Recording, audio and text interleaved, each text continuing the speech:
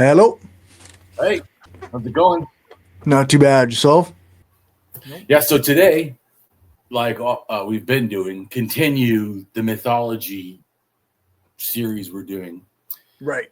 And I remember, like, when you first started, you're like, why is there 15 things and they're all, I'm like, well, because they really all are kind of the same thing.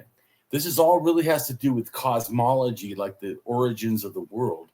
And then out of that comes all later, all these deities and everything. And so a lot of this is really connected because if there's the cosmology of the, in a sense, cosmic ocean or water that sometimes the egg is in, and then sometimes the egg cracks, and inside there becomes the world, or even gods, or the mountain and the tree. Because remember, the sacred tree, which of course is also the pole.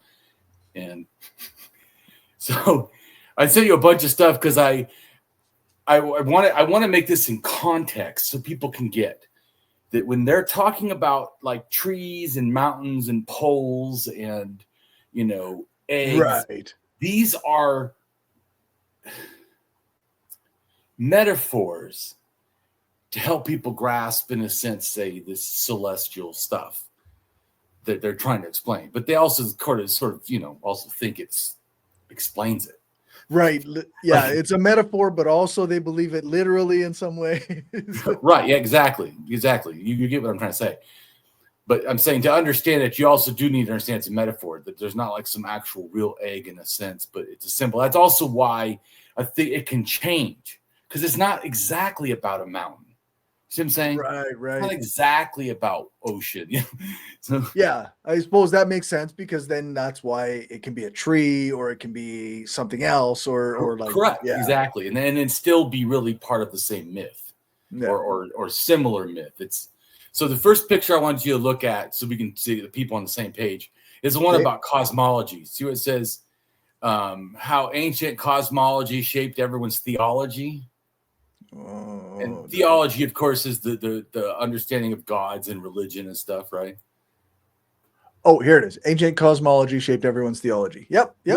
Right. Because they all have this similar stuff of oceans and you see they're all, in a sense, round systems. That's also like the egg. And do you get what I'm trying to say? Yep.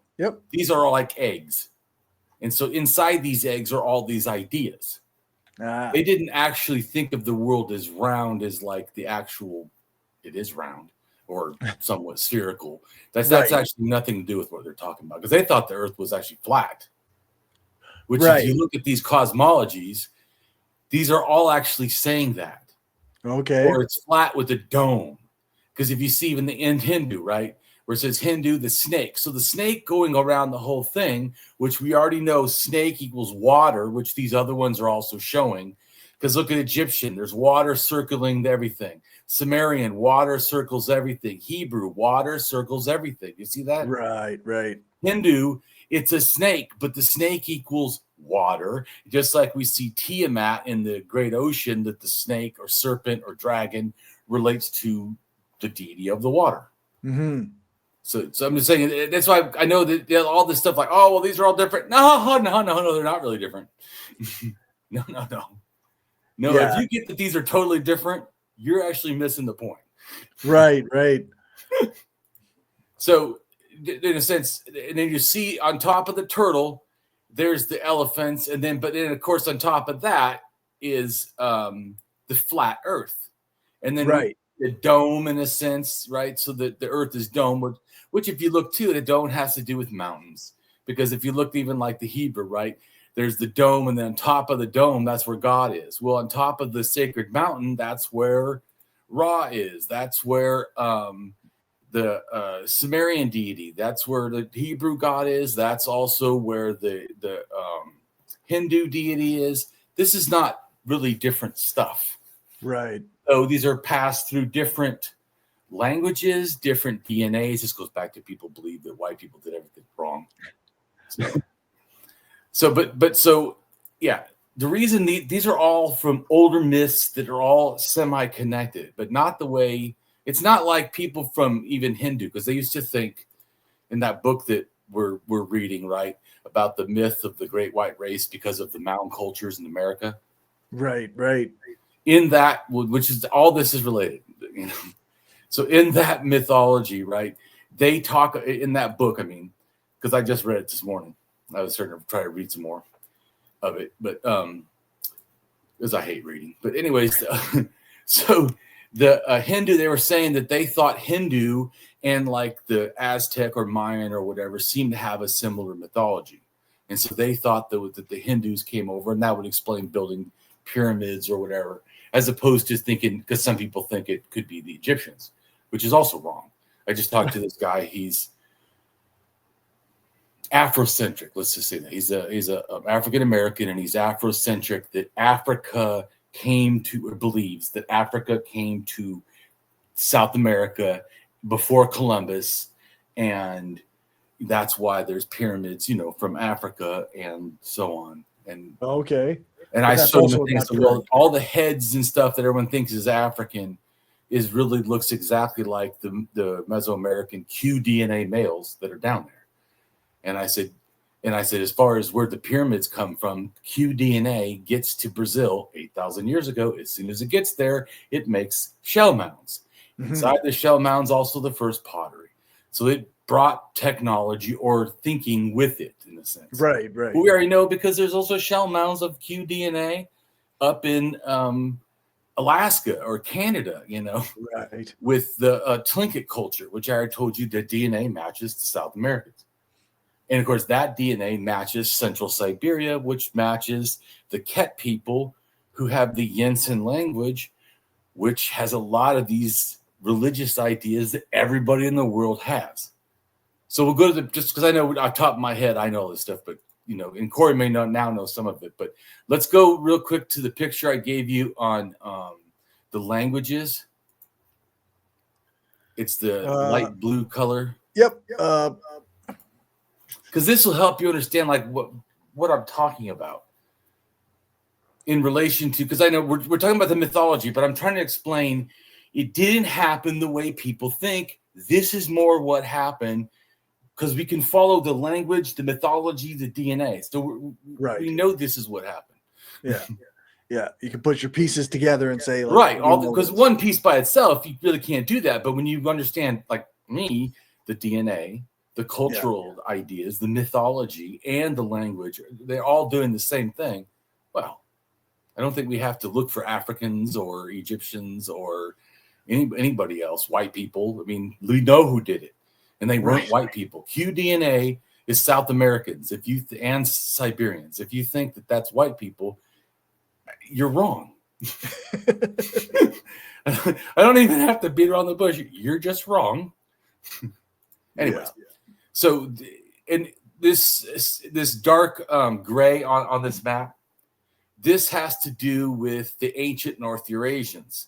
And what I propose is Proto-North Eurasian, in a sense, language. Mm-hmm. But this was related to why DNA R1A, R1B, R2A, and QDNA. So this is where people get it wrong. R1A, R1B, R2A, all these, in a sense, could be kind of, especially R1A and R1B, could be considered white people later. Okay, but certainly not at this time, not at 24,000 years ago, which is this map is referring to. There was no white people then. I'm just making a comment. So when these people left, and anyways, who left and went to the Americas was QDNA. It wasn't the other DNAs. Right. So anyways, this goes back to like the Graham Hancock had a thing where he said the R1B went over early into the Americas. That didn't happen, but you know, what R would be by 22,000 years ago, this gray arrow goes down into Iran in the Middle East. And then where it says A, right, and it has like a gray thing on it, that's Afro, what's it called? I don't know on the top of my head. It's Proto-Afro-Asiatic is what I'm saying, that whole area. And then it goes into Africa. And so that's where you get the Afro, in a sense, part. It goes into Africa. And I think by 15,000, that white culture, I think, relates to it. And then more DNA of the Afro-Asiatic language comes in at 8,000. Go ahead and click on the one right above it. That has to do with what we're talking about. The Green Sahara back to Africa. It's with, oh yeah, yep, okay. Yeah, right, you got it? Yep. Okay, so this one right here, that red arrow on top, it says 8,000 years ago. It's R1b D88 haplogroup. Mm-hmm. And that is related to the Chadic spread of languages that, and by the way, these ideas, maybe not 100% the DNA, but some of the DNA goes down into the next picture below it, right? Right. See where all the white was the hub in a sense of the R1b D88. Okay. Okay. Everywhere this white goes is the ideas from the R1b D88 beliefs, which relate to the Indo-European, it relates to the Hindu, right? It relates to German, it relates to, also Sumerian, and then of course, because it moves around, also related to Egyptian. Because if you see that arrow, right, goes over to the Nile. At 5,500 years ago, this area goes over, and if you notice that the one arrow goes up, right? Mm-hmm. Well, right where that red dot is the first Egyptian pharaoh. Okay. So it goes. Now that doesn't mean 100% that's all that was there, because that's what I'm trying to show you is that these multiple things and multiple moving around, but the core, right, cosmology and sort of like the twins, brothers, the one has to be killed, right, or the egg, or the cosmic water, or the cosmic mountain, or the cosmic tree, or the the pole, or the Mound of Creation, which is the mountain, of course, or the turtle. All of this is all related. And like I said, you can see there is a turtle belief in a mount. Right? There's a 7,000-year-old, and under the pelvis there's a turtle. Right. And so, and then, but see, so these ideas, right, go down to these on the second part, these purple things. This has to do with the one that says, that's the top one, right? There's two arrows, and it says Niger River, and it says, but it's the highest arrow over there. That relates to the Dogon culture. Okay. Well, you see what I'm saying? It says Niger River, right? The little blue line. I don't know if you can see it. Maybe it's yes, I see it. Yes. Right under where it says Niger River, that closest arrow, white arrow, that area, of course, the white arrow I'm showing means that it got an influx of both the DNA and for sure the religious beliefs. Okay. Well, that area right there is the Dogon. Dogon are ones that believe in the twins. They have a storm god that has two hammers, like Thor, sort of. Right. And they have a whole bunch of stuff that matches, but the egg is also one of them. Okay. So we're going to watch a little video that will say the Dogon. I'm just informing you this related. There's also the Bantu, which of course Pam relates to the Bantu expansion. Right. And Bantu, if you see where it says Bantu expansion down at the red line or red arrow going down, and it says 3,500 years ago. Yeah. So before that, they were all there where the white information. And that also is where the Niger Congo languages relate to. That basically has to do with everybody that goes up to the Dongo people, whatever, north, but not all the way north, but to that central north or whatever, west or Africa. Right. I'm just saying it's not up to Morocco. It doesn't go that high up. Those people are affected by people that come from Spain down. But the ones that go over to the Dogon, those white arrows, you got to pay attention to the white. That's why I made the arrows to help you understand. Everywhere the white arrows, those people got the religion. So that's why the Dogon matches some of the stuff of the Egyptian, not because the Egyptians went over to the Dogon. Yeah. But and the other then way. those ideas came from the Middle East. The reason the Middle East is because they have it also. It's the same stuff. And then why do they have it in the Americas? Well, not because people from Africa or from the white people or from the Africans went over there, but because the Siberians, who gave everybody the religion, Right. went over there. Yeah. Just trying to get everybody on the same page. I know it's confusing, but I've given you the information. I can show, I know what DNA did what, when, where, how. Anyways. Yeah. So the Bantu that Pam is related to, I don't know if all of them do, but some Bantu for sure. Because I research enough to know it's connected, and I don't try to become, an expert on every single fact. Right. So I don't know how prevalent it is in Bantu, but somebody in Bantu does believe in the egg. The Dogon, the other part of the white, believes in the egg. The other part of the white in Egypt also believes in the egg. So these three different areas that don't connect to each other are connected because of the older religion that came in. Right. Because of these other people that moved into them. Correct. And then transferred ideas, and then those ideas then spread all the way to South Africa, but they're originally from right here. That I'm explaining Lake Chad, before that, Middle East, before that, Siberia. Right. So you understand, like, this is why all these things. So I'll close this down. So, and then I want to go to the picture under the languages. There's the picture because that shows culturally what's happening, kind of.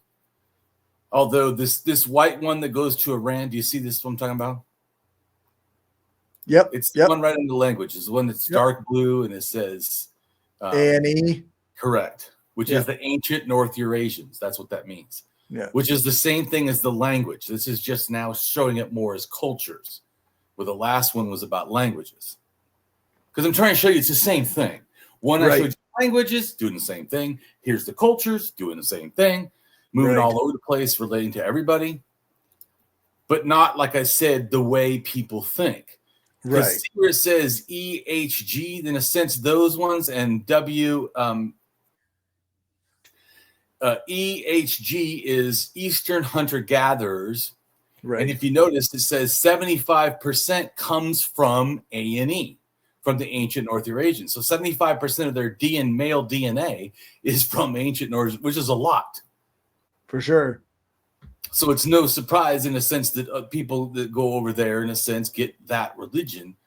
And then the Western hunter-gatherers, these people become the Yama, who eventually become like you and me, our DNA. You have our DNA, and so do I. And it's from these people right here. From the ones that say Western hunter-gatherers, which is WSH. That's where it came from. But if you see the purple arrows, it originally comes from Siberia. Okay. Like everybody else does. Right. In a sense. Right?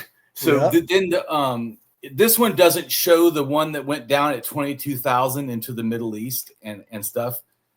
It's not showing that. This is showing this white one that goes down into Iran, Neolithic. That one came after. So that one's under like 10,000 or around 10,000, 11,000. But the first, that DNA in that white one is R2A. Okay. Where R1B had come in at 22,000. And then 10,000 or 11, whatever, some 10,300, something. R2A comes in and still brings, of course, more stuff. Mm-hmm. And I think that actually is what inspires those, that not the first 22,000, which I think relates to Afro-Asiatic's origin. This second one, I think, relates to Proto-Indo-European. And I think that's why also the myths are a lot closer in Samaria and all that, because these people come in, and QDNA is in Sumerian. So we know that some of those South Americans are actually in the Sumerians. Okay. And then to me to say, oh, yeah, well, QDNA had the mythology. Well, yeah, the literal DNA is in the Sumerians. Right. So, not guessing. Anyway, so and then also see Japan has some stuff, but if you notice the little red arrow says Anu, this North Japan, these people are all part of it. But see, actually, to me, this white circle, which is the ancient North Eurasians, and then this place, it's hard to see, but this light purple that goes Korea, a little bit of China, and then goes into yeah. That's called the Amur culture or the Amur region. I think those two regions are where almost all the religions of the world come from. This, like, if there was a bigger circle in a sense that took up those two regions, Siberia and a little bit of North China, a little bit of maybe North Korea, or maybe just North China, really. But China and Siberia, those areas right there are like all the religions. The Middle East is a big deal too, though. Mm-hmm. But as a hub, people don't think about. Right. Nothing is more important than understanding Siberia and North China as one unit, though. They weren't like, separate like we think of now. Right. But anyways, so just to get you to understand, we're on the same page about what this thing, and then the last thing I sent you is a thing of the DNAs that shows kind of what we're talking about without the culture so much, so you can focus on who's doing it in a sense. Right. So, because it's all the same thing, but I'm just trying to show you it is confusing, but it is known. It's just confusing. But if you look at it, they're all doing the same thing. The culture, the language, the religion, everything's doing the same thing.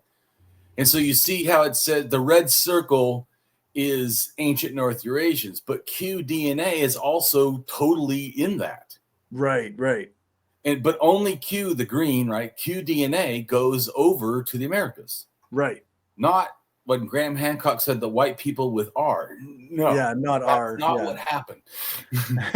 Well, they have similar stuff. Yeah, because everybody left the similar area in North China and Siberia, went all over the world, and that's why everything is the way it is. Right.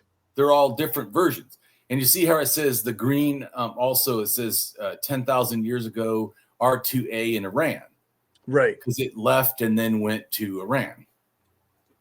But you see also down in Africa, 8,000 years ago, R1B, of course, R1B V88, which it doesn't say, but just says R1B, but went into Africa. Oh, it does have that on the map. Yeah. So see, that's what I'm saying too. We know who does what, when, where. We know that R1B1A 14,000 years ago was already in North Italy. Right. So I'm just saying, they like. I feel like sometimes how, like, especially like Graham Hancock can make things sound reasonable, or even someone say people from Africa went to and built pyramids in South America. They can say stuff like this because they don't have the language to back them up. People don't know it. Right. What I'm trying to show most people don't really understand. I'm like, they just point at years. Like, this looks similar to that, and this is what I think they did. And right. They don't have the other added layers of evidence. Right. Yeah. I the DNA moves what I say. The languages move the way I say, and are connected. The mythology relates to what I say and how they're connected. So yeah. But this has taken me a long time. That's why I'm now finishing my book up. It's taken me a long time, years. I started in 2006 and actually didn't know fuck all about it, most of anything. Right. I barely knew the Christian stuff, let alone other fucking mythology. But I earnestly wanted to know. And also the more I had more desire to work harder to prove things both true and other people wrong, because other people like Graham Hancock will say stuff. And if you don't really know, and sometimes even the archaeologists, they'll know certain spots, but they don't know how it's all, like I do, like relating. Right. Yeah. They aren't drawing the connections between the movements or various right. things. And even I show some and they go, oh, that's great. But then they feel uncomfortable because they don't really know that much about the language and the mythology and stuff. But as you know, also the truth is, then they don't attack me either. Right. Yeah. Because they're like, well, that looks pretty convincing. They may not be sure, but that's not the same as feeling sure to attack me. That's right. Yeah, that's right. Right, because it is offered reasonable. It's not just, oh, well, these look alike. I show massive evidence the whole way, like here. And that's why I'm just trying to say, I'm trying to help everyone understand that all these 15 things are all the same, telling you the same story. This is a culture product. All religion is. Yeah. That's all gods are. That's just, it's looking at nature, trying to make up, like ideas of how to explain it in your magical thinking, and they're wrong. Yeah. Totally. And all religions are, in a sense, almost founded on this shit, so they're all wrong, and they're all the same, really. They all come from this monomyth, in a sense, or a few versions of myths from very few places. To me, mythology either comes from the Middle East or it comes from North China, Siberia. That's it. Yeah. Mainly North China, Siberia, but Middle East then turns it into paganism. And then paganism, then more God beliefs spreads out from there. But then it goes right back to Siberia. And then Siberia, of course, then spreads it everywhere again, because they kept doing that. Yeah.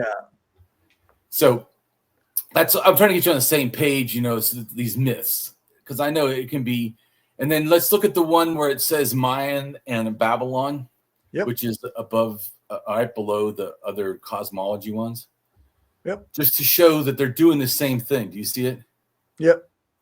So the round circle is like the egg or the water and all that, the cosmic ocean. And then there's a flat earth, both of them. And then there's a mountain, or they put a temple, which is the Egyptian symbol for primordial hill. It's a step pyramid that they're all doing. Right. Right. And so once again, we don't have to go, ooh, does that mean aliens? No. Does that mean white people did it? No. Does that mean Africans did it? No. Does that mean Egyptians did it? No. or Sumerians or any other fucking no. Right. We know who did it. QDNA did it, and QDNA is Siberian, and now South American. Makes up 95 almost % of male DNA. It's like massively, what it is. Anyways, just once again, so they're all doing the same thing. And then the one right above the cosmologies is a whole bunch of eggs. This is someone else's work. The Human Odyssey, they do a lot of religion stuff, and they try to say, because someone's asking me before, they have a big map that has all these, it starts in animism like me, and then it has all these different breakdowns. I don't know if they're totally right. I don't think so, because to me, they're missing how it was totemism and shamanism, then turned into paganism, and then it branches out from there. So I'm not saying that they're totally wrong. I'm not going to also investigate their entire map, but it is good that they do start it in animism, which is accurate. Anyways, so this is world stuff about the cosmic egg, but it's also about, in a sense, divine creator, right? It's all, and if you notice, and also tree. Look at the one that says Slavic mythology. There's a tree inside, right? Yep. Right, and then there's ones was the first one was snake, and then the one down in Greek is a snake. See what I'm saying? Yeah. This. It's all the same thing. So, and then see where it says Dogon. We were talking about that. Remember in Africa, in the West Africa, or Central West Africa, whatever. Yeah, and then Bantu, right, which is Pam is related to the Bantu mythology. So, but then Polynesians have it, Egyptians have it, Chinese, Finnish, Persian, Iran, Greek, Hindu, Japanese. I'm just saying. So you get to. We'll go to another thing. So then I want you to go to the picture I gave you. That's my art. Just real quick to see that what we're talking about. All of these things on here on this art have to do with different cultures that believe in the cosmic egg. Like the one in the middle with the 8 figures, that's Egyptian. Those are primordial deities that, in a sense, create the egg, or egg is somehow related to them. You're going to watch in the video. Okay. Then I think this one over here in the corner was probably the Dogon, I think, with the flute looking thing. Or a pipe or something. It's a female wooded figure. Yep. And then the twins she's sitting on. So, anyways, but all of these things too, the eggs, and there's people inside and suns inside. But anyways, all this stuff relates to similar stuff. So click off of that, and then the next picture below that has to do with how many things actually have eggs. A lot of things, like more than we think about. So in the natural world, that's like going back to the same thing. Like, why do they have an egg? Well, because they look at the natural world, and a lot of things seem to have eggs. Yeah, for sure. Right. So and even spiders, in a sense, all the, fish, snakes, reptiles, turtles, so birds. There's different stuff that are all doing this. Frogs, which all are a lot of times in mythology, all those animals. So the one below that, do you see it has to do with children? Yep. And how certain births actually are born with their yellow sac. Right. See, 1 in every 80,000 births. Right. So then there's this thing like right below that, the link I gave you, go to that picture, and it's called the golden cosmic egg. Well, if you notice, the human body sometimes comes out with a golden sac. Right. Which is like an egg. Right. You start to go, okay, so it's not like real far there. In other words, because I think some people say that religion was started because that they wanted to control. Well, if the thing they were controlling, I think, was their fear of an unknown universe, in a sense. Right. I don't think it didn't start to like be dominating people. I don't think that's. No, it makes more sense that it's just like, here's the things we see in the universe or the world, and this is how we're explaining them, rather than being like intentionally used to control people in the first place. See, now you're at least on the same page that I believe. This is from my evidence. That's not, religion didn't start because of fear. It started because of fear, but fear of an unknown universe and fear that we die, but not from other people controlling. Eventually that may happen, but that happens after 12,000. So that's a long time. Religion's 100,000 years old, at least in humans. So yeah, it's wrong to say it like that. But then you see why that they're trying to explain it. They're like, look at how humans sometimes are born with a thing. And they also think there's that egg is inside the woman. So when the body comes out and the egg doesn't, they think the womb is golden. So if we look at that thing I just sent you, what does it say? This is a Hindu word, which I'm not going to try to pronounce, but I think, Corey might want to. Harana, I don't know how to pronounce that, but anyways, I'm not good at Hiran Yagarba. Right. And do you see where it says golden womb? Yeah. And then it also is transferred as universal womb. So like the same thing of like world egg, cosmic egg. See, as a source of creation and the universe, manifestation of the cosmos. See, the manifestation is like I was trying to say, symbolism. They're like saying a reference. Right. And also it says is that he was the God, right? And it relates to this golden womb concept and a primeval womb. Yeah. All right. Interesting. Right? So we're on the same page? Yep. And then the next thing, I'm trying to show the world tree and the egg are kind of also related. Because the reason I keep bringing this up is because when I say that all this is related, I know it's hard for people to go, okay, Damien, I agree. So I'm trying to show that I'm not forcing these together. These are together. Right. I'm trying to help you understand how it doesn't make sense to us because this is not logic. This is mythology. If it was logic, it would not be this shit. Yeah, that's right. Right. So the world tree is a motif, a mythic motif that's in several religions. Because and you notice it says Indo-European, and Siberian, and the Native American. Oh, isn't that interesting that Damien already showed the thing that explains that? Yeah. Right? I mean, otherwise, wouldn't it be crazy? Wow, it's in Indo-European and Siberians and in the Native Americans. Right. Yeah. Like it's if you don't have the building blocks to draw the connections, it can seem pretty remarkable that all these religions seem similar. How it has to be aliens. Or some other extraordinary or Africans or white people or some Egyptians or But you see that the reason why I'm explaining why. Yeah. And we already did. And this just helps even because they don't know this. This is a Wikipedia page for the world tree. They don't know that Damien understands the languages and the DNA and then, cultural movements did. Yeah. They're just saying these people have the similar mythology. Right. And by the way, it's in more than just those, but they're just saying these are the main ones. Yeah. Which explains right along what Damien said. I'm just saying every time you think Siberia, think that area of Siberia near Lake Baikal, near the Golden Mountains, but also North China.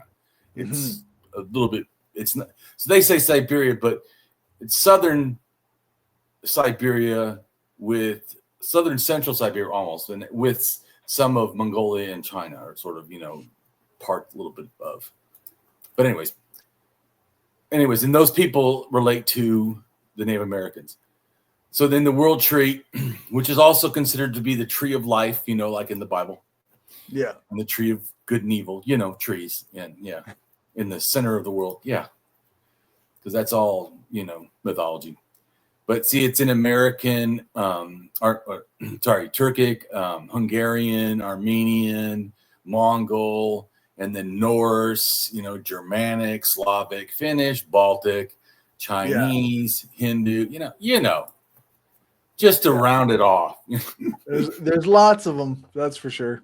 Right, but it starts to sound less strange when I keep explaining to you. So you notice that the picture in the corner, right, this is the Nordic version. Actually, both these pictures on this page are the Nordic version. But I'm trying to show you how it's also an egg. It's like a circle, right? Right. Even though it's a tree, it doesn't just go whatever it wants. It has to be inside the egg, in a sense. And then it's got the flat earth, which all this is being held up by this world tree. Right.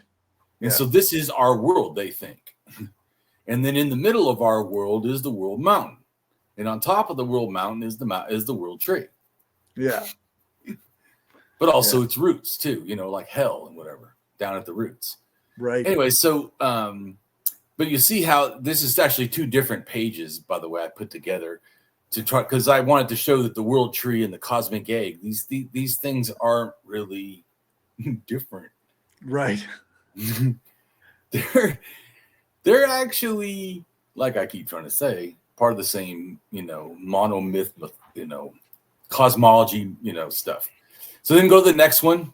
And this is talking about the cosmic mountain and the cosmic egg. You see it? Yep. Which again has the serpent, which relates to the water. And then there's empty space, but in a sense, it's created the egg by biting its tail. Okay. Right? Yeah. A pseudo egg in a sense, or whatever. Yeah, in a sense. Right. Yeah. You get what I'm saying? Like I said, you have to just see things as metaphors. It doesn't, once again, because it doesn't really matter if it's an actual egg. Right. But anyway, so you notice that on top of this, that's the world mountain, the cosmic mountain. And that's where the sun, can go. And this is also relates to what's called Mount Meru. At least that's the Hindu version. Okay. See, and it says is a sacred 5-peak mountain in Hinduism, Jainism, Buddhism, cosmologies, which has to do with how the world is or whatever.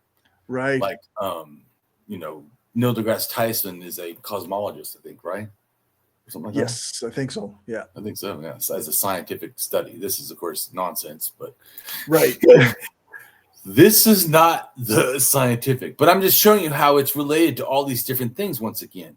It's related to, Hinduism. It's related to Jainism, a different religion, Buddhism, a different religion, but actually they're still doing all this similar stuff.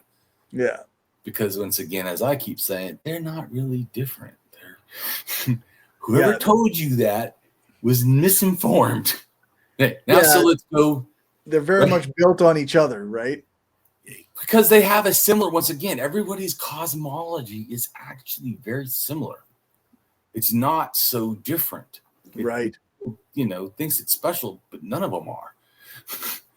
Sorry to be that atheist that break the bad news to you, but all right. So now let's go ahead and watch this little video, which will. But I am going to want to stop in the video and make points when it says things, but we're going to watch 9 minutes. But I want to break up, so just be aware. I'm going to make statements about stuff because I don't want you just to watch it. But the reason I like to play videos right, is because I want people to hear it's not me like somehow picking the data. I just show you stuff, and it just all the data matches what I'm saying. Yeah. It's like you're taking all the data or all the evidence and just putting it together in a sense. Correct. Correct. That's what I noticed, and I don't even have to. I just go, oh, cosmic egg in the first video. I watch it. That works because I don't have to make things up. I don't gotta go do 10 hours of searching. I'm giving you the correct myth when they explain it correct, and you understand the context I'm giving it. You start to go, holy shit, yeah, all this stuff is the same. Yeah.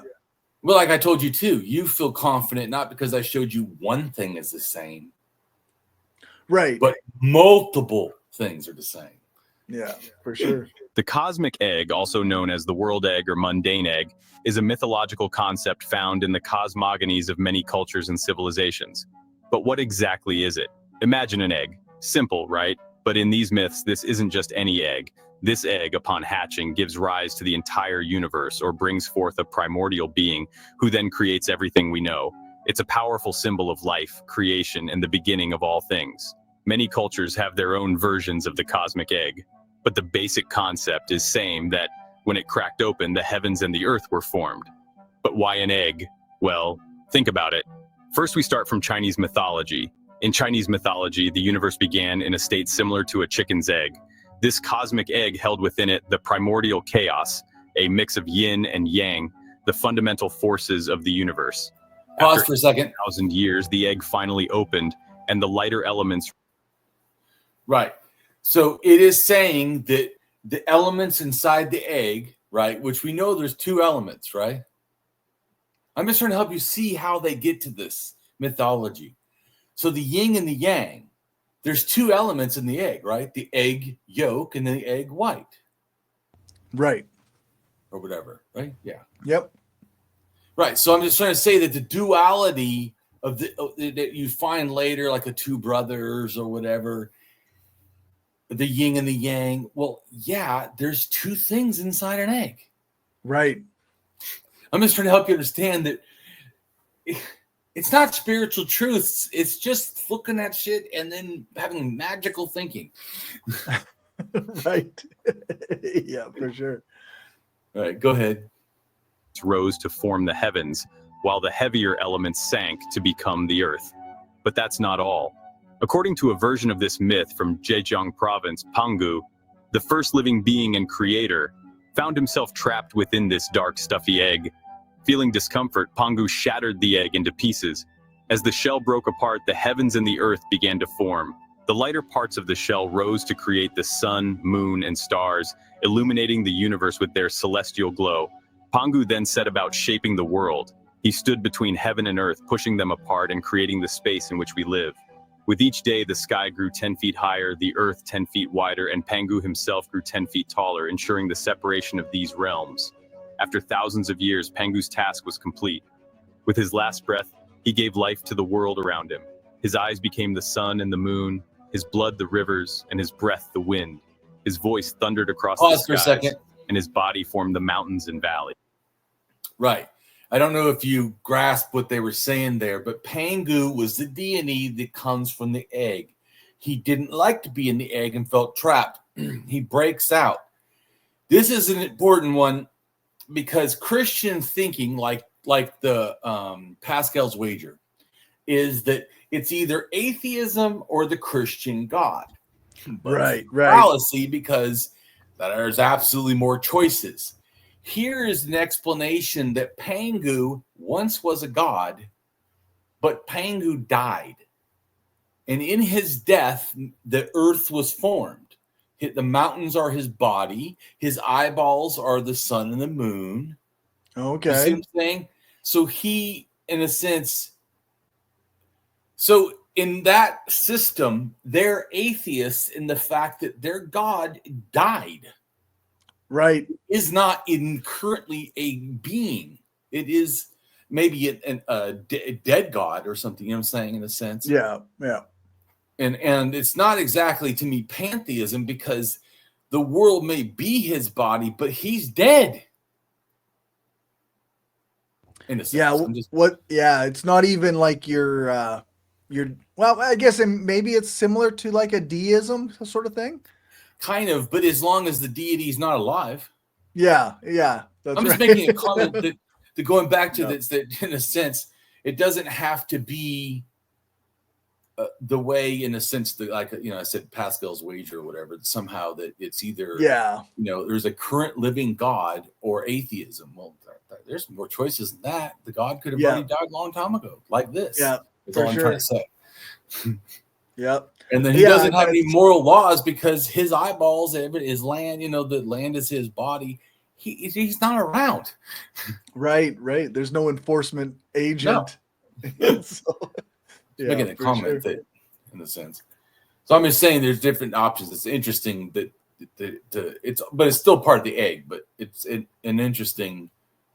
Yeah, I find some of that, like the fact that I find it awfully myopic to think of like only these two choices. Like either you're a believer in my God or my God is real. Exactly. Yeah.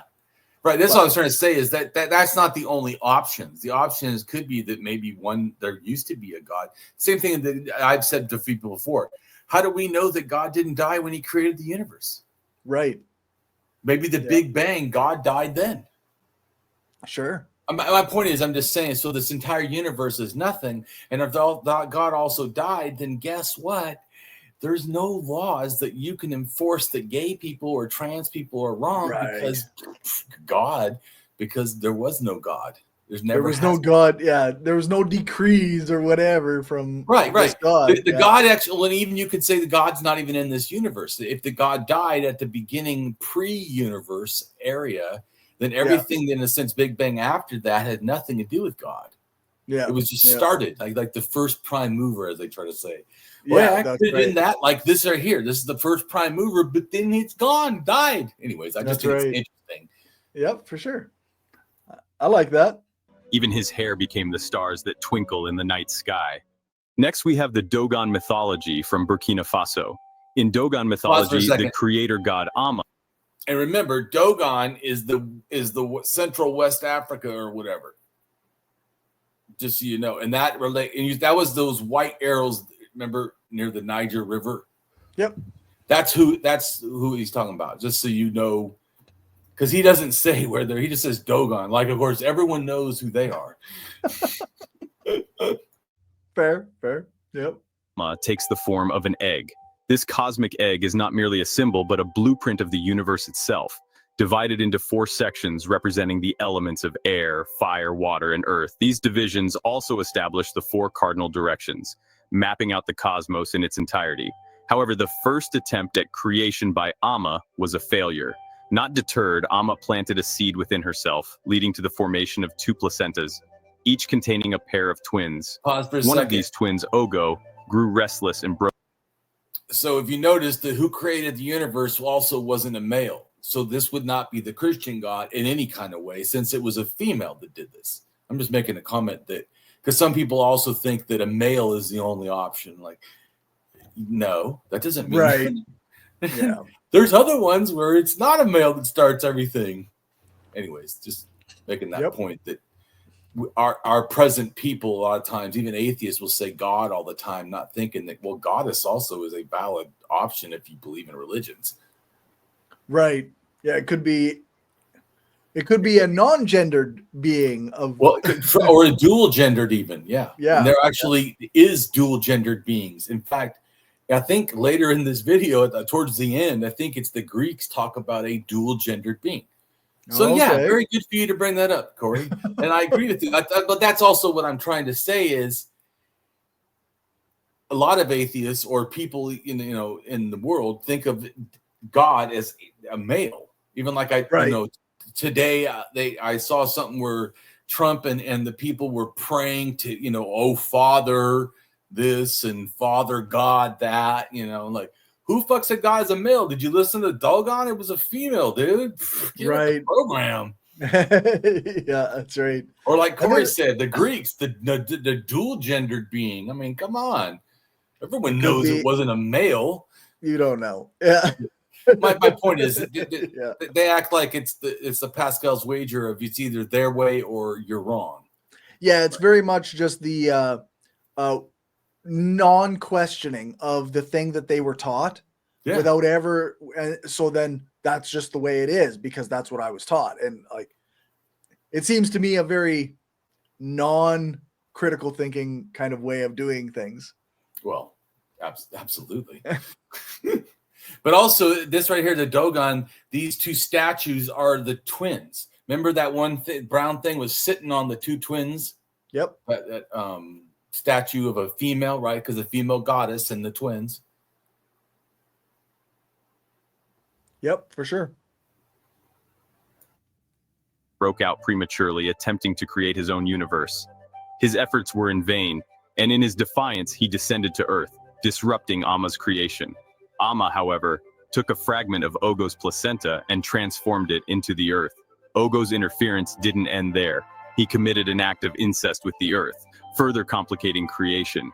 To restore order, Amma sacrificed Ogo's twin, Nomo, scattering parts of his body across the world.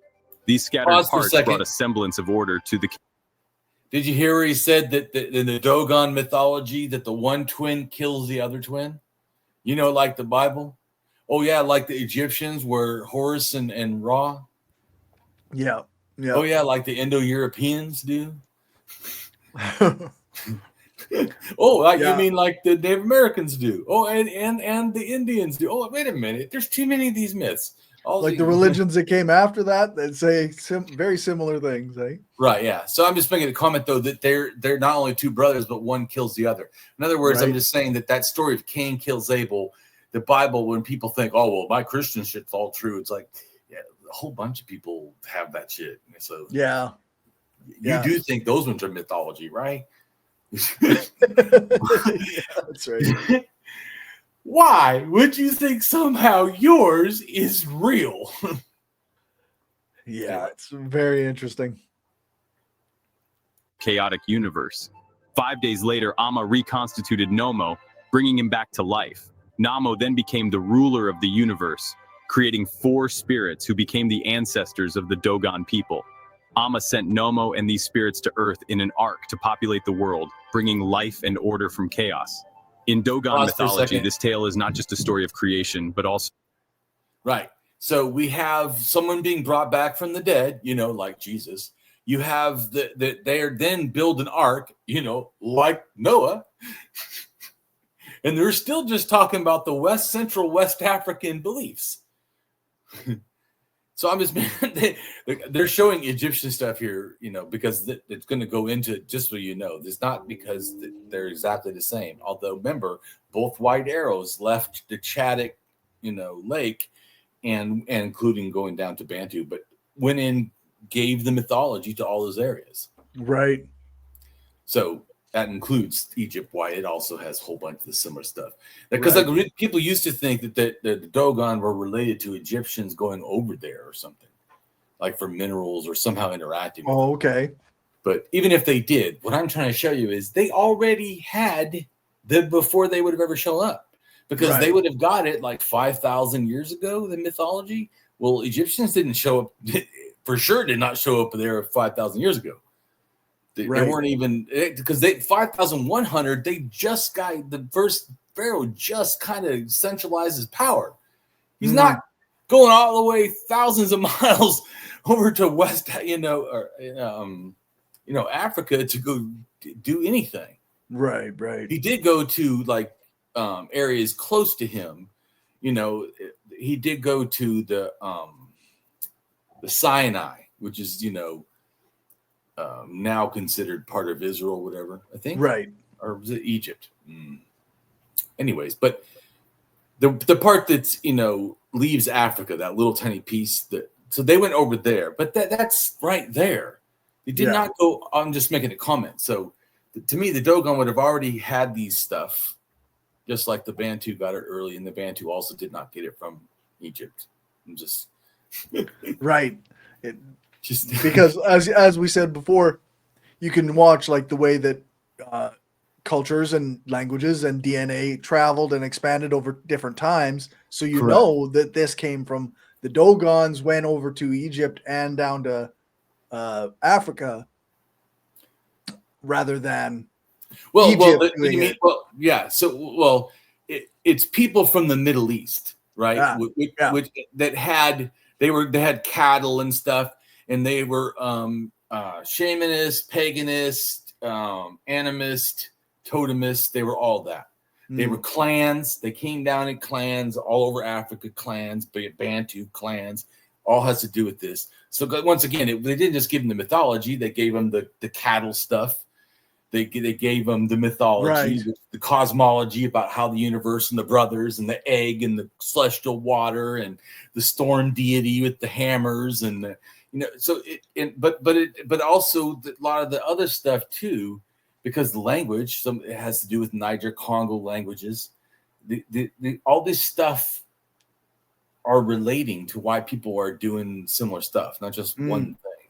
But once again, it's not like it stayed stagnant. Everything evolves. So they got like a core idea, and the Dogon then make it their own. Right. It didn't happen overnight. Like no. It wasn't like no, exactly. That's why Egyptian's not exactly the same. And Hindu is not exactly, and the Greek is not exactly. None of these are exactly, but they all are very close. Right. And so, but I'm just trying to say that how they got it is important to grasp, I feel, because otherwise you'll start speculating. Well, maybe this did this, and no, that's not. And that's not what happened. Yeah, no, that's not what happened. Yeah. So one of conflict, sacrifice, and restoration. It speaks to the duality of existence, the perpetual dance between order and chaos, and the eternal quest for balance. Now, let's journey to the land of ancient Egypt, where multiple creation myths coexisted, each offering a unique vision of the universe's birth. One of the most fascinating of these is the Hermopolitan creation myth, centered around the concept of the cosmic egg. The ancient city of Hermopolis, known as Chemnu or Eight Town, holds the key to this myth. The name Eight Town refers to the Ogdoad, a group of 8 primordial gods. These gods are divided into 4 male and 4 female deities, with the males bearing frog heads and the females serpent heads. In the primordial chaotic waters that existed before creation, the Ogdoad played a crucial role. Through their actions, a cosmic egg was formed. While different versions of the myth offer varying accounts of the egg's origins, the essence remains the same. This egg was the seed of all creation. From the cosmic egg emerged a deity who would go on to shape the world. Alongside this, the first land, known as the primeval mound, rose from the chaotic waters. Upon this did you hear how he said the egg, and then upon this that rose the Mound of Creation, which we've talked about, has to also do with the world mountain, or the world tree, or the pyramids, or mounds in general, or eggs. Yeah, so I'm just saying right there, he says, so that the egg is outside, but then inside that is the water, celestial, cosmic water, which is space. Right. And then out of that comes the Mound of Creation. I'm just saying how it all is together, because we had the videos on different pyramids and mounds. And once again, this is just showing it's part of a whole series of myths. Right. The mounds and pyramids didn't come out of nothing. and it's not just a one belief about a mound. Right. It's really about the cosmic ocean. Out of the cosmic ocean comes the mound. Out of the mound grows the tree. Out of the tree raises the stars in the heaven or whatever. Yeah. And then out of that came a deity or a snake that went around the tree, or went around the mountain, or went around the egg. Yeah. Yeah. See, and then because it's all too much water, there's this flood, and it needs a boat, and they all have this, but it has to do with, because the whole cosmos is water to them. Mm-hmm. There's the space to them is water, and then on the earth is water. So that's a different type of water. But anyways, and they think that water, and the Bible talks about the firmament broke, that water up in space comes down and floods the earth. Right, supposedly. But that myth is not limited to the Bible, and it's not because it was a real event, right, that other people have it. Like, oh, they're because I love how people like Christians like, oh, look at all these people have flood myths. I'm like, yeah, they have flat earths too. I don't see you championing that shit, right? You know? Yeah. And their flood myths predate your flood myth. And thousands of years. Yes, exactly. Like 6,000 years, and yours is 3,000. I'm thinking you copied. Yeah, that's right. Right, yeah. So, but I'm just saying, but it's not because a real event happened either.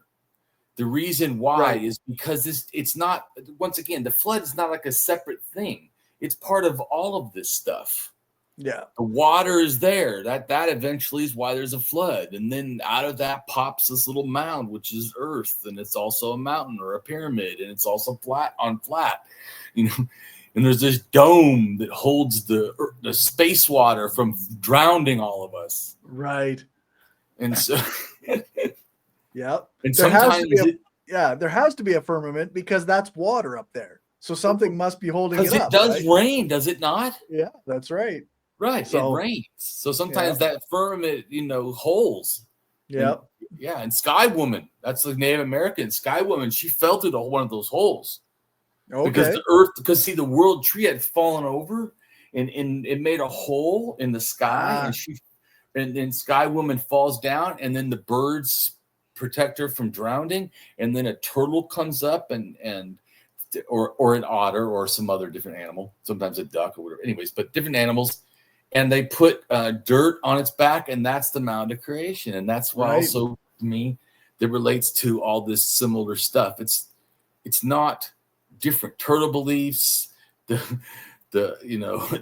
All this is ocean, everything. That's why I'm saying is why you need to learn all 15 in a sense, because then you grasp that this is not separate stories. The flood myth, the little boat, the two brothers that fight, one dies or whatever, kills the other one.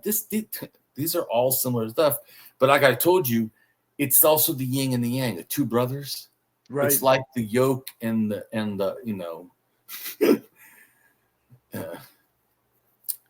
So to me, when you understand that these things are where they're getting the beliefs, I think it helps to understand that this is just culture. That's why people are like, well, Damien, don't you think that you can't know for sure? I know for sure. I fucking know for sure. Yeah. I'm trying to help you understand so you can feel for sure. Right. I bet you Corey feels a lot more for sure, less skeptical, more sure after all the things I've shown him.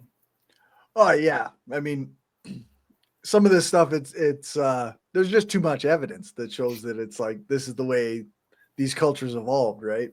Right. So it would have to be an unbelievable coincidence that would defy the evidence.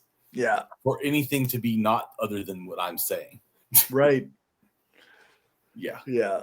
Well, like I said, no archaeologists are attacking me, so I don't know. They look at my stuff and they're like, wow, if that's true, that's amazing. Yeah. Anyways, but like I told you too, I don't care if they're skeptical or doubt, because to me, that's why Graham Hancock, I think, is just the whole premise is wrong. No one has an obligation to believe you. In fact, when you make claims, it is you that are the holder of burden of proof to convince Corey, to convince John, Hoops. Yeah. Not for us to go, well, if they don't believe Damien's theory, well, then I'm going to just write hate things about him. And, it must be because Corey's just a terrible human, What? Especially when you actually don't present the evidence and you have all this wishy-washy. Like I said, that's right. The fact even that he now, which before he said it was white people, right? Probably related to Atlantis, but he doesn't like to talk about that. But now he says, oh, maybe it's people from the Americas, which I bet he still thinks is white. But because, hey, if you're telling stories, you just make shit up. So, because, of course, if he's not, then he needs to discount all of his other writings that says they were white people. Yeah. Right. Oh, he hasn't done that. Oh, well, also because he actually doesn't say they're from the Americas. He goes, well, maybe it's there, or maybe it's Iceland. No, what is this? Not Iceland. What's the what's the other way? I can't think of what it's called. Not Greenland. Anyways, the one past South America. I can't remember what is that down there. Past South America. Yeah, like down at the equator or whatever. I mean, not the equator. The bottom of the Earth compared to the poles or whatever. The South Pole. I'll just say that. How about that? Sure. I don't know what to call it right now. Yeah.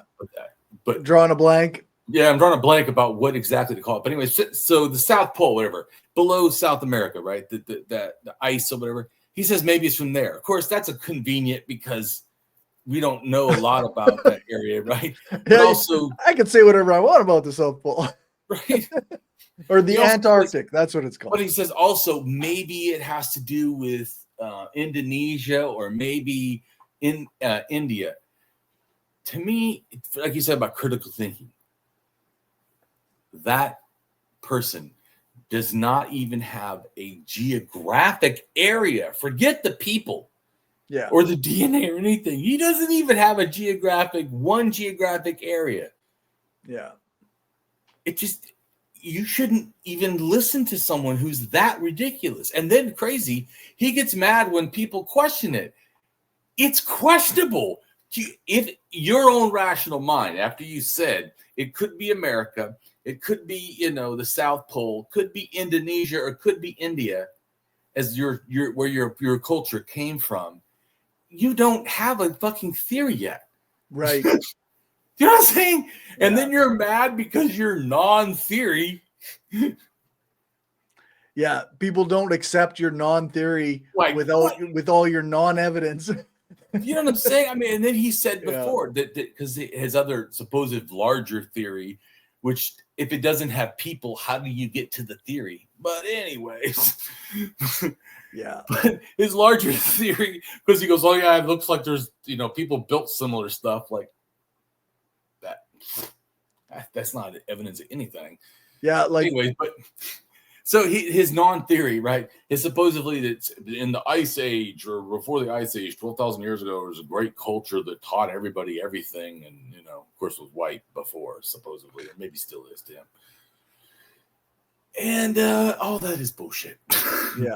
Yeah. And like I said, though, the fact that he can't even say what region these people came from, to me, just shows what a fucking ridiculous. Because let's just assume he's not a charlatan, right? That he believes this. Why would anyone else believe this if you can't even say where these people come from? And not even a geographic area. To me, it's beyond laughable. It's literally that you have to shut down critical thinking to go, yeah, that is the person I'm going to believe everything they say. I mean, really?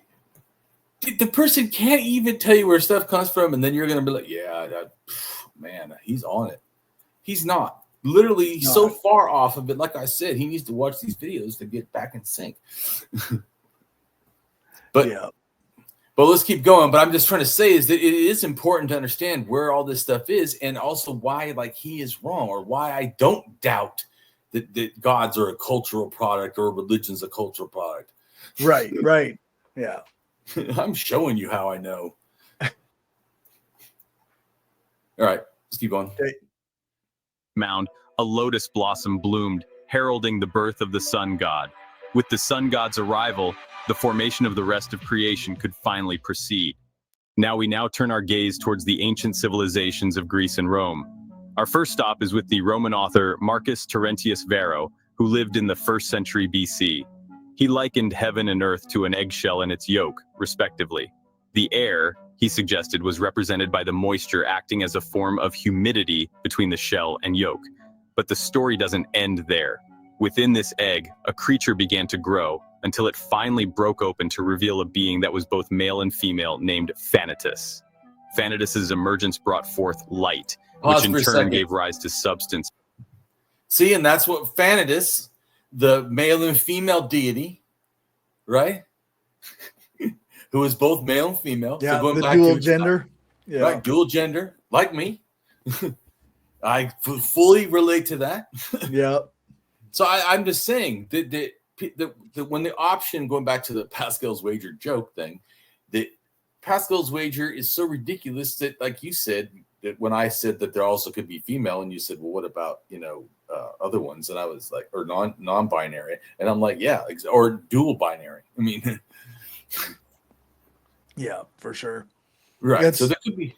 Yeah, it's just when you have like the belief that your mythology is the truth, like it's really hard to like be like open to any other, like that's why other things other than Christianity get labeled as mythology, right? That's why, right, yeah. And they hate it when you call Christianity mythology.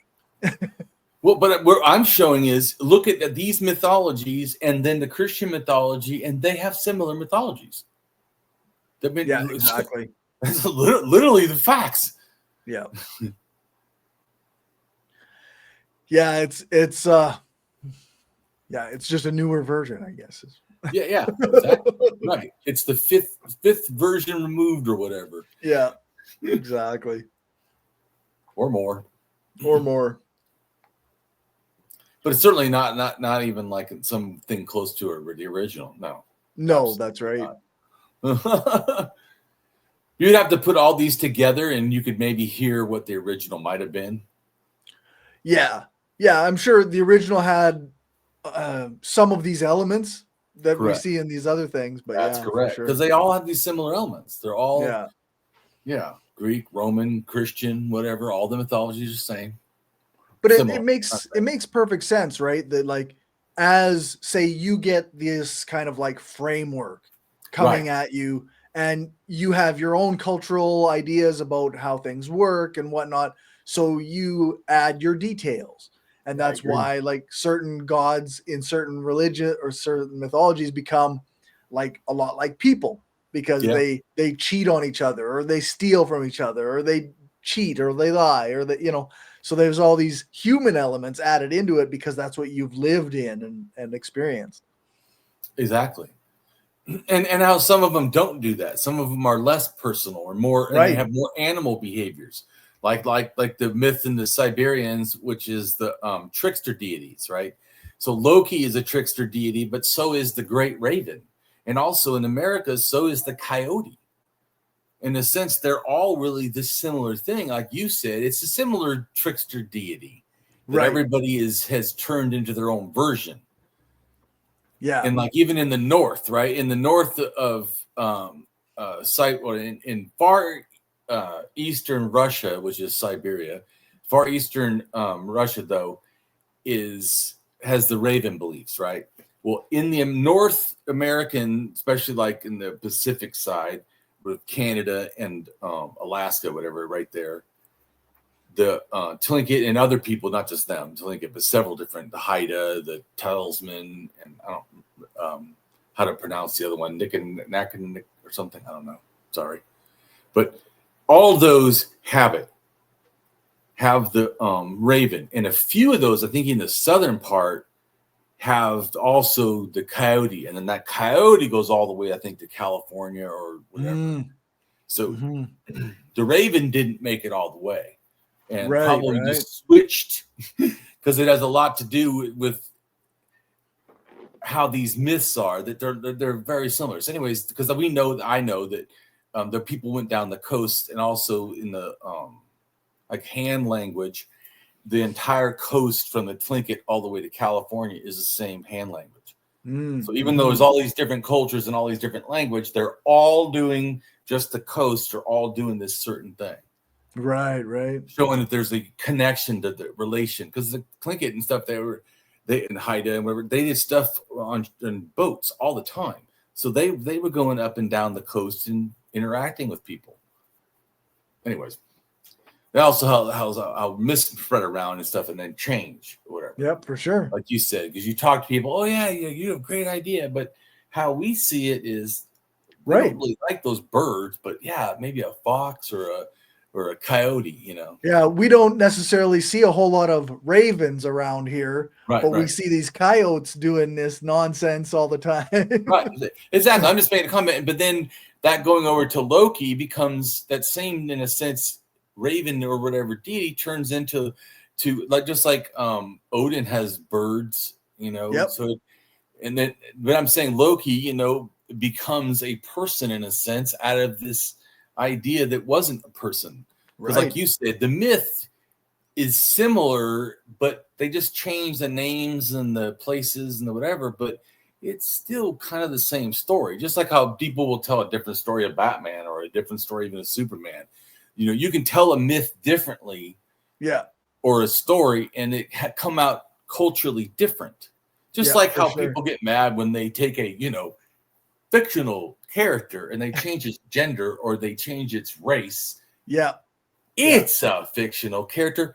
Just like I saw this one thing, right? It was funny, where they, you know, everybody got mad because they were going to do a light-skinned African-American, you know, mermaid, as if mermaids are even fucking real. And they're, you know, and of course, that's right. Demanding that they're white, you know, it really is racism or some shit. You know, it's like, the fuck? It's a mermaid. There's no such thing. Stop quibbling over whether it's white. Anyways, but one of the older drawings of a mermaid actually was a light-skinned African-American looking creature or whatever. Female. So it actually, to go back to that, would be more accurate to when the people were drawing the myths. That makes the sense. 1900s or whatever. I think it was 1909 or something. Anyways, but my point is, I'm just saying is, but bigots don't do shit like research before they talk their fucking mouth out. They just think, well, Disney came out with a white one. Now they want to make it a black one. Has to be woke. Not that, oh, these are both fictional characters, and they never said they were only white.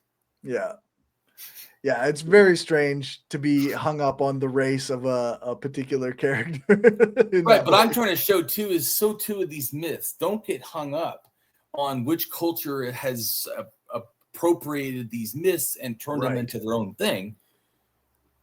They are the similar thing. Anyway, that's the long way around that, but for sure. No, that's right. I think we're getting close to done, aren't we?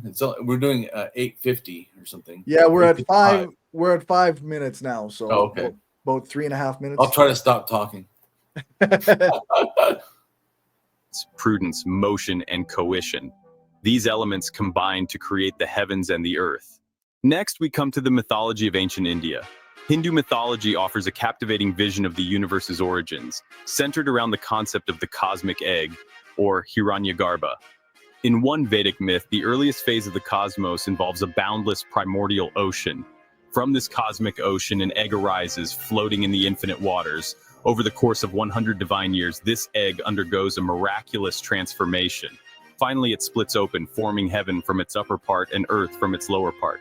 Another ancient text says that the primordial ocean gives rise to an egg, but this time the god Prajapati emerges from it after 1 year.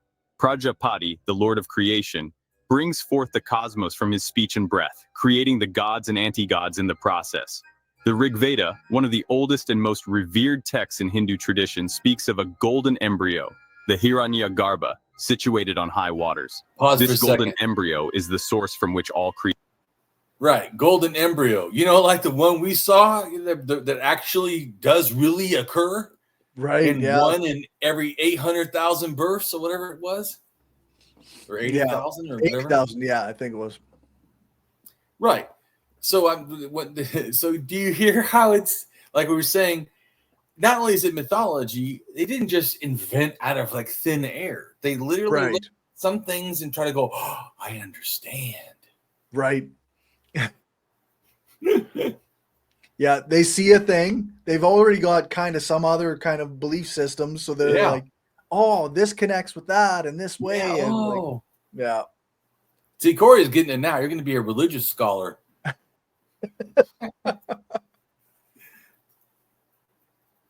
Creation develops. We now turn our gaze towards the Nordic lands. Finnish mythology, beautifully encapsulated in the Kalevala, offers a captivating tale of the world's creation from the fragments of a cosmic egg. In this ancient epic, the goddess of the air, Ilmatar, longs for a son. To fulfill her desire, she and the east wind unite. See, now Finnish mythology is not related to Proto-Indo-European. The Swedes and like Norwegian, they do, because they're actually from the Germanic. But Finland relates to NDNA, NCDNA, and that comes from central northern Siberia with the Nagada people.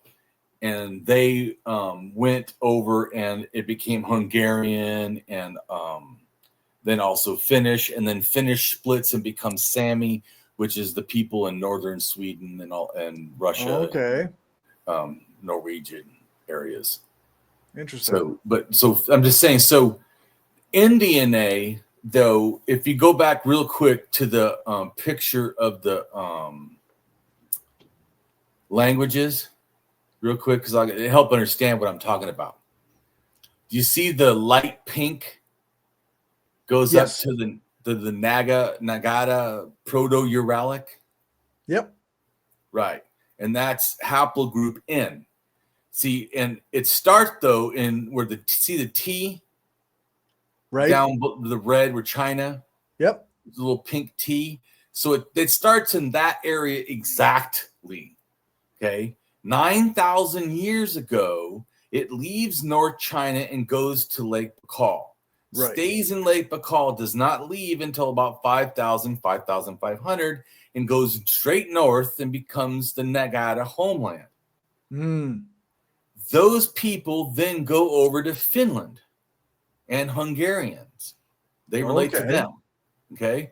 So there's like Hungarians of shamanism and all that. Also, not just paganism, because it's related to all this. Okay. So, and then the Finnish and then also Sami have shamanism, right? Well, but so do the Nagas. Well, but they got it from where? Where it comes from, Lake Baikal, which is in the heartland of that ancient North Eurasian languages and mythology. You see what I'm saying? Yeah. So that's how Finnish way over there, near Sweden and stuff. That the thing that the Sweden looks like a dick or something, and then the ball sack, that the ball sack is Finland. Right.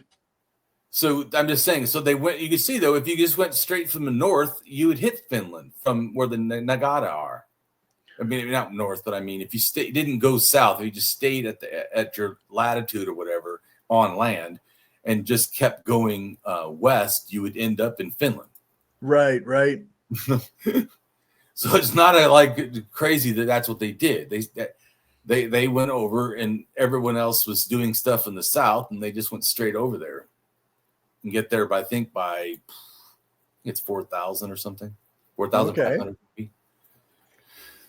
Anyways, my point is, so the reason that I'm just showing you, the reason why their mythology matches the heartland of Siberia, this is how it happened. Okay. NDNA goes up there, gets the mythology, and then takes it over to Finland. So cool. Just trying to help you understand, like how all these things are related, even though they seem, separate. Right. And then also right after 4,000 is about the time too, when there's a culture, a spearhead culture that goes basically from Korea all the way to Finland. That whole area, like the north and steppe, and later kind of like near where some of the Silk Road was on. Okay. Sort of thing. But I mean, there was a culture that went all the way across. It's also a lot of stuff is similar. That people don't realize it. And, they think all these cultures never moved around. That's 6,000 miles. I'm like, it's amazing, right? Yeah. It took them a while, but they did it. Oh, yeah. That's also, we're talking thousands of years or hundreds of, we're talking a long time. Nothing was fast. So, yeah, I'm not claiming that at all. That's new. Yeah. One person didn't go do all this. Right. Exactly. Wasn't at the same time. I'm just trying to show you too. Wasn't the same DNA, even though the mythology is similar, because they went and related to similar areas that all relates to everything. So that's how all these things. It's not like, in other words, it's not like Egypt went all the way up to Finland or something. Right, No. right, and yeah, that's right. Nope, that's not how it happened. Or it's not even because, in a sense, the Middle East went to Finland. It actually has to do with Siberia going to Finland, which is interesting too, because the mythology up there that some people see probably related to what became Germanic beliefs, but the stuff that's Nordic is what they call it. That stuff, which is probably Finland, Sweden, Norway, probably all that whole area. That those, and maybe even down into Lithuania and whatever, I think, whatever. But anyways, the Baltic stuff, though, all that around there was kind of a similar religion in a sense, similar culture, similar, even though it's definitely two different DNAs, at least, right? Maybe three, and so, and then it's different cultures, yet they have similar mythology. But really, if you understand, almost all these people do the similar mythology. That's what I'm trying to say. Yeah. But but particularly their mythology is considered older, even though it's younger. Okay. Right? So even though it's about 3,000 years ago or less that some of those mythology are written down, the concepts are older. But I think it's because they came from the Siberian heartland originally, from Lake Baikal, and then went up to the Nagata, and then all the way to Finland. So they actually started with an older source. Where if you started from the stuff in the Middle East, that's a younger source, or the Americas, it's a younger source. In a sense, right. Which might have manifested in a different way once it got up. Correct. Right? But so if somebody went back and grabbed the original and then took it, even though they took it at a younger time, right? What they took was an older mythology that hadn't really evolved, right? Like the other stuff had, in a sense. Anyway, so then it's not going to have the details of like the more evolved versions or whatever. Correct. It has the older version, and they're like, "Wow, that's an older version." Yeah, like the ice giants and Odin and all that, and shamanism and everything. Like, well, that's an older version. Yeah, because you guys have the evolved version. Egypt is the evolved version, right? Yeah. Not the original. Siberians is the original. So yeah, you of course have the evolved version. Yeah, makes sense. Yeah.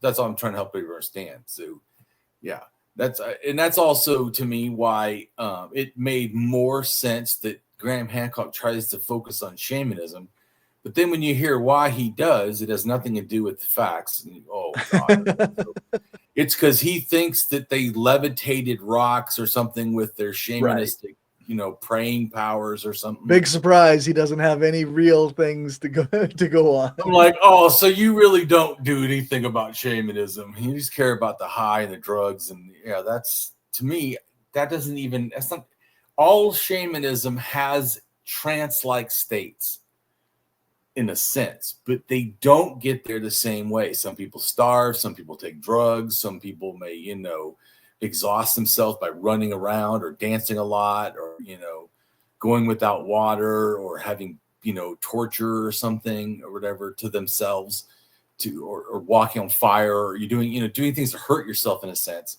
right? To get yourself in a, because this people understand, if you ever had a tattoo, so if you have a really long one, you start to have like lose blood sugar or whatever, you start to you can pass out. In a sense. So I'm just saying is when you get into that altered state, if you were trying to think at that point, when you're about to pass out, you'd feel pretty freaking high in a sense, not normal. Yeah. I'm just making a comment. So Graham Hancock focusing on the one way that a few of them do it is, that's not all shamanism. Shamanism is that you should be in a altered state, but they don't say how that should happen. Right. Do you know what I'm saying? You get my point. Yeah. So in a sense, Tantra, like the Hindu stuff, where it's like sexual to get to altered states. See, now that could be something in a sense, or whatever.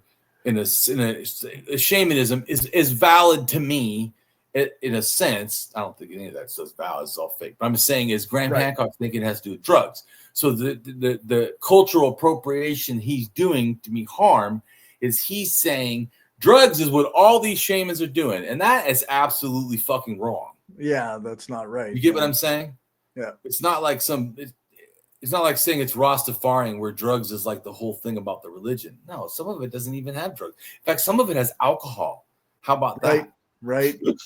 Yeah. So maybe they get drunk, and that's how they're a shaman. Or like I said, maybe they go fasting, for a long time or whatever. Or they, you get my point is yeah. Yep, So for sure. What I'm trying to say is that, even when once in a while he says things that I almost think, oh, maybe he knows something. Oh, he doesn't. Yeah. You know what I'm saying? Because when you dig in deeper to what he talks about, once again, I would think even you, right? Critical thinking, even if you didn't know stuff, the more he explains it, the less it sounds rational. Right. Yeah. Eventually he starts talking about, moving things with your mind or prayer or trance. Yeah, to the point where you're just like, okay, now you're just making things up. Right. Yeah. So I try to not only, give you the real stuff in a way that you can follow yourself. I try to help you, like I'm explaining about why his is not real, why it's, even though, because as I bring this up, because I talk a lot about shamanism being important. So if you hear him saying that too, he doesn't know what he's talking about, or he's only focusing on something that sounds a lot more like just cultural appropriation than anything valid. Yeah. Even if he thought it was valid. Yeah, for sure. Anyways. We got a couple minutes left here. Yeah. Unite, and from their union, Wainamoinen, the child of the wind, is conceived. However, Ilmatar finds herself unable to give birth. It is then that a pockard, a type of diving duck, descends and impregnates her. This divine interaction results in the birth of 6 golden cosmic eggs and 1 iron egg. The pockard, protective of these precious eggs, sits on them, inadvertently sitting on Ilmatar as well. With a shift in the air goddess's movement, the eggs roll into the sea and break apart. From the broken shell's lower fragment, the solid earth is fashioned. The upper fragment rises to form the lofty arch of heaven. The yolk transforms into the sun's bright luster, while the white portion becomes the radiant moon. The mottled parts of the egg turn into the stars that adorn the night sky, and the blackish parts float in the air as thunderclouds. As William Forsell Kirby translated in 1906, in the ooze they were not wasted, nor the fragments in the water, but a wondrous change came over them, and the fragments all grew lovely. From the cracked egg's lower fragment, now the solid earth was fashioned. From the cracked egg's upper fragment, rose the lofty arch of heaven. From the yolk, the upper portion, now became the sun's bright luster. From the white, the upper portion, rose the moon that shines so brightly. Whatso in the egg was mottled, now became the stars in heaven. Whatso in the egg was blackish in the air as cloudlets floated. We now turn to the ancient religion of Zoroastrianism. In Zoroastrian cosmography, the universe is depicted with a fascinating analogy that likens the cosmos to an egg, a concept that surprisingly aligns with various other mythologies we've explored. In Zoroastrian belief, the sky is envisioned as a vast spherical structure with an outer boundary known as a parkin. This idea is thought to have origins tracing back to Aristotle's philosophical musings. Within this spherical sky lies the Earth, also spherical, existing harmoniously within the cosmic bounds. The outer shell of the egg represents the spherical sky, encompassing and protecting all within. Meanwhile, the Earth is symbolized by the inner round yolk, central and vital to the cosmic structure. Right. So did you hear that too? That in the spherical thing is the floating egg inside the egg. Right, eh? What is that? The yolk inside the egg is floating. But so I'm just saying, I think that it helps understand all this stuff that seems so to us odd as hell. But so let's click on the blog and just do a little bit on that. Okay.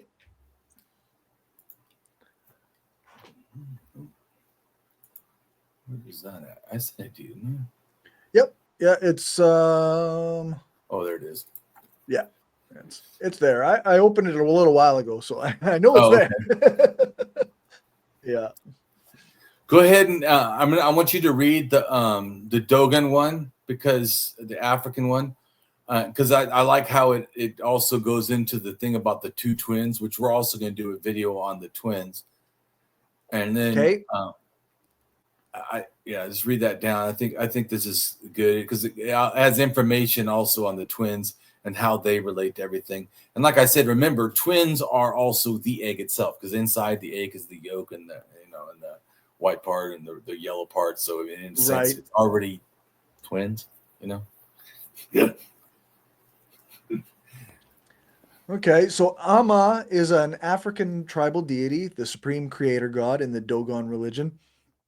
The Dogon story of the creation of the world relates that the sky god Ama mated with the earth goddess, and because Ama was prevented from joining the goddess's clitoris in the form of a giant termite mound, he produced only an imperfect offspring, a desert fox or jackal, and therefore eventually removed the termite mound. Leaving the earth, he instituted the religious ritual of female circumcision. After removing the termite mound, the god Ama with the earth goddess Pause for a second. I told you before, it's my personal belief that all circumcision came from Africa. Okay. Originally. Yeah, I think we've talked about that before. Yeah. So when the Jews think their God told them to do it, no, Amma did. Right. Let's get it. Let's get it correct. Yeah. People that are Hebrews or Jews or whatever, or Christians that think they're following the similar thing. Yeah. No, it was not that. It was said a long time ago, and it was a different deity. Oh. Yeah, you got to track it back. It's absolutely from Africa. Africa has the oldest things in Egyptian on wall paintings of people being circumcised. Yeah. 5,000 years old. Yep. Wow. Yeah. So, but I think it's a little bit older than that. And the fact that the Dogon have it in a sense, or whatever, in the Bantu, and then also Egyptian, once again, is not because these peoples all interacted. It's that told you that white circle we showed where all the stuff from the Chadic, Lake Chad area, the white stuff, arrows go out. That is how all of them got it. Right. So, which I think is important, because then once again, instead of just guessing, how these things are relating to each other. Right. For sure. So keep reading. After removing the termite mound, the god Ama with the earth goddess continued procreating and begat humans. Duality is central to Dogon religion. The heavenly forces also have a dual character. The supreme god Ama has androgynous characteristics. The birth of twins is celebrated among the Dogon with a special religious ritual, as twins refer to the original dual structure of creation and to the harmony between earthly and heavenly. Creation myth of twins. Key figures in Dogon religion are the twins Numo and Nomo, primal spirits of Dogon ancestors, sometimes seen as deities. These are hermaphroditic water creatures seen similarly to water deities, to Vodun, in West African Vodun. They can be depicted with a human body and a fishtail. Nomo is supposed to be the first living creature created by the supreme god Ama. Shortly after his creation, Nomo spawned into 4 pairs of twins, with one pair defying the order established by creator Ama. To restore order, the god Ama sacrificed another creature whose body he cut up and scattered throughout creation. A shrine for the god Ama was to be built at each place where a fragment of the body landed. The cult of Ama, like the entire Dogon religion, is closely tied to the Bandigara cliff where the Dogon live. The cult of the god Ama is geographically defined by this cliff. It is not practiced elsewhere. The Bandigara cliff is a sandstone terrain fault approximately 150 kilometers long, reaching a height of up to 500 meters in some places. The Dogon inhabit mud villages built on the upper edge of the cliff, villages directly attached to the cliff at its lower edge, but also at various heights in the wall. Also, villages scattered under the cliff and a labyrinth of caves right in the cliff. The architecture of the villages and the religiously motivated urban arrangement of mud houses centered on the Hogan priestly building is unique in the context of the whole of Africa. The Dogon language forms an independent branch of the Niger-Congo language family and is not closely related to any other language. Right. So pause for a second. So like you said, both things happened. A is they got a general idea that then they take to their own personal understanding and living area and in this needs and availability and Right. relate it to it. So it's both the same, but also different. And so these are all different cultural evolution myths. Right. But they start from a original sort, or a source, and then they change and evolve into their own, like you said, related areas and understanding. Right. Yeah. It's interesting stuff. The way that they adapt what's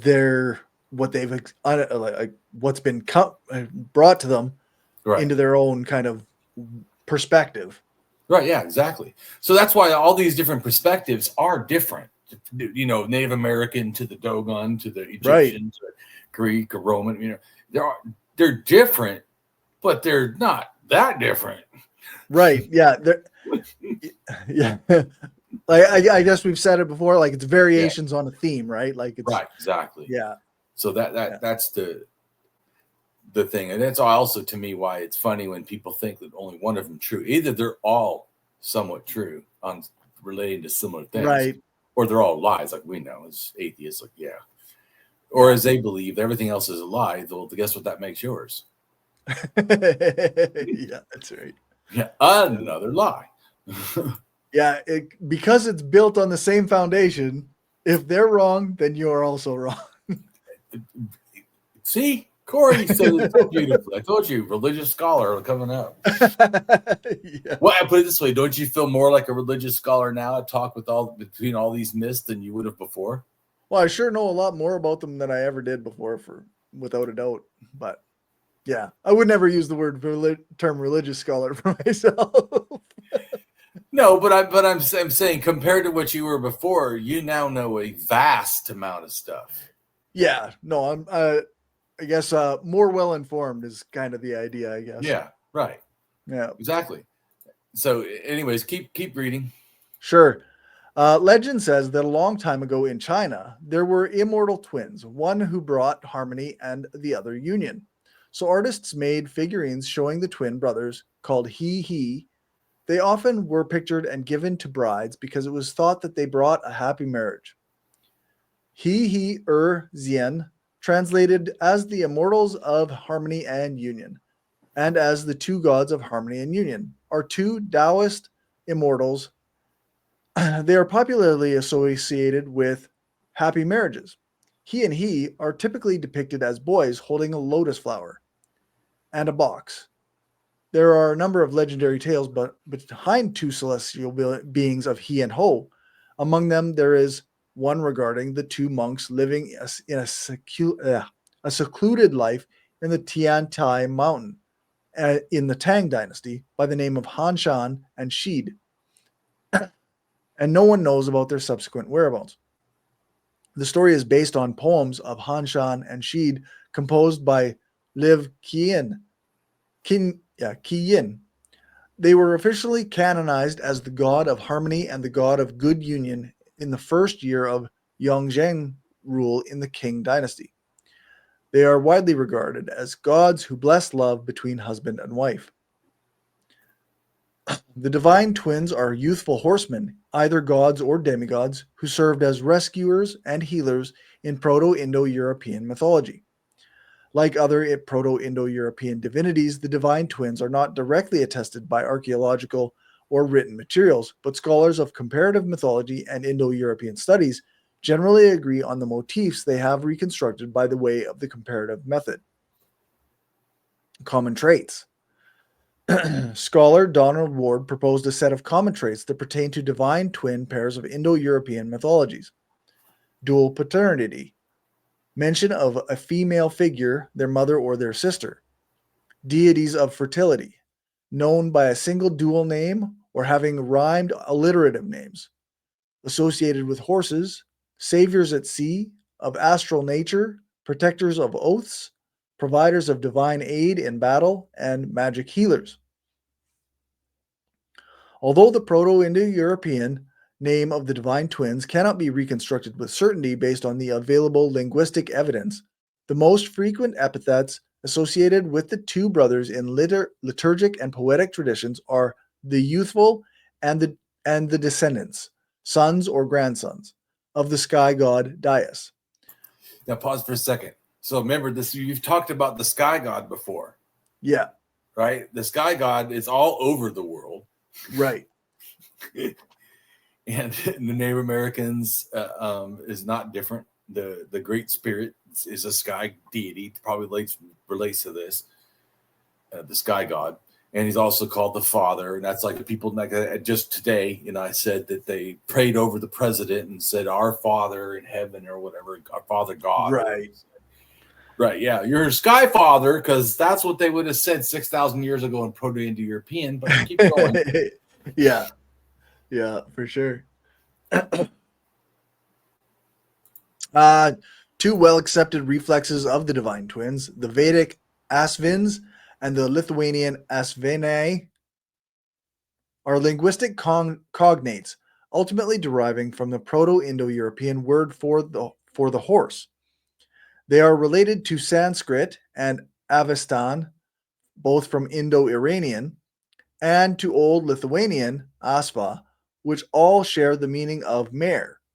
This may point to an original Proto-Indo-European divine name, although this form could have emerged from later contacts between Proto-Indo-Iranian and Proto-Balto-Slavic speakers, which are known to have occurred in prehistoric times. Represented as young men rescuing mortals. Pause for a second. But also, so you know that Slavic is R1A, not R1B, like Right. all of Southern Europe. All of Northern Europe is more R1A. So Slavs, Poles, Ukrainians, Russians, all of these are R1A. Right. So R1A does go down into Iran and brings its religion, and that's why Iran had the Persian or whatever that and Zoroastrianism. It relates to R1A, and then R1A also went to India, and that's where you get the Vedic and all that stuff. So just so you know, it's Proto-Indo-European religion, but it didn't happen.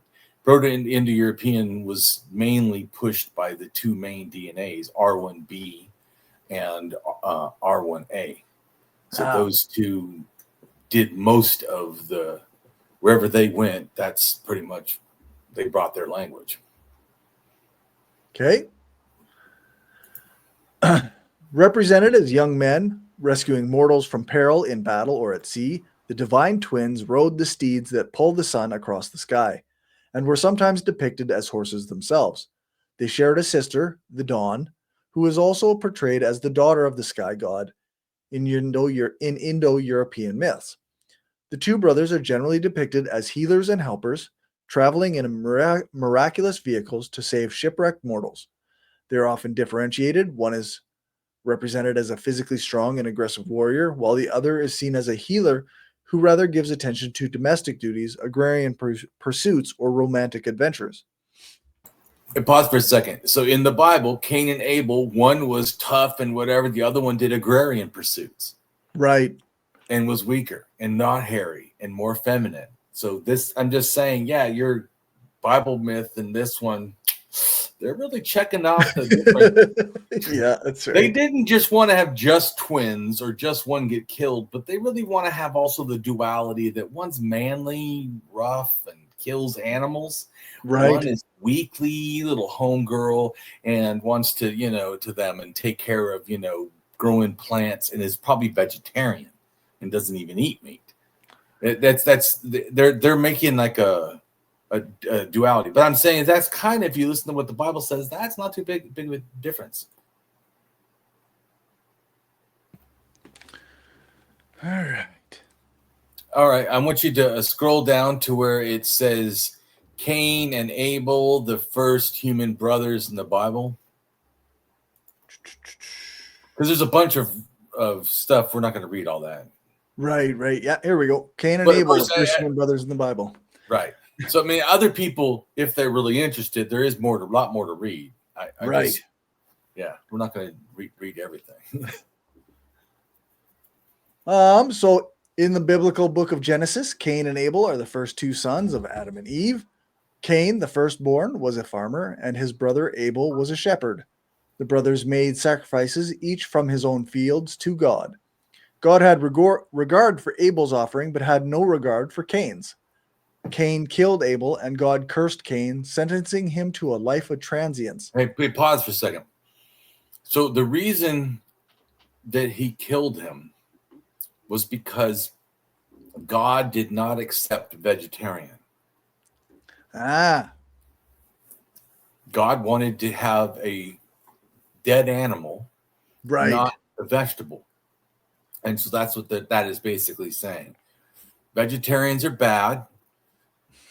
And I mean, I'm not saying this. I'm talking about the Bible. Let me just clarify. I don't think that. I'm just saying that the Bible, in the sense of what it's saying, is that God does not accept vegetables. You have to kill. So people that think they can be a vegan and Christian and that they're totally honoring God, well, that's not what it said there. Right. Yeah. Yeah. I think it's funny too. They go, well, Jesus came and changed. Oh, actually, he said he did not. Yeah, that's right. He said, I don't change a jot or a tittle. I mean, he changed, which means that he doesn't change anything. Not even the smallest, like, little hyphen mark or something. Right, yeah. So when people say that, you can't blame Jesus for the Bible, I say, well, that's not what he says, supposedly. He says that he agrees with everything, that he would not change anything. And if supposedly he had all knowledge and was God and other, because this is why I bring this up. Some people try to say, well, Damien, the Bible is considered metaphor. I've heard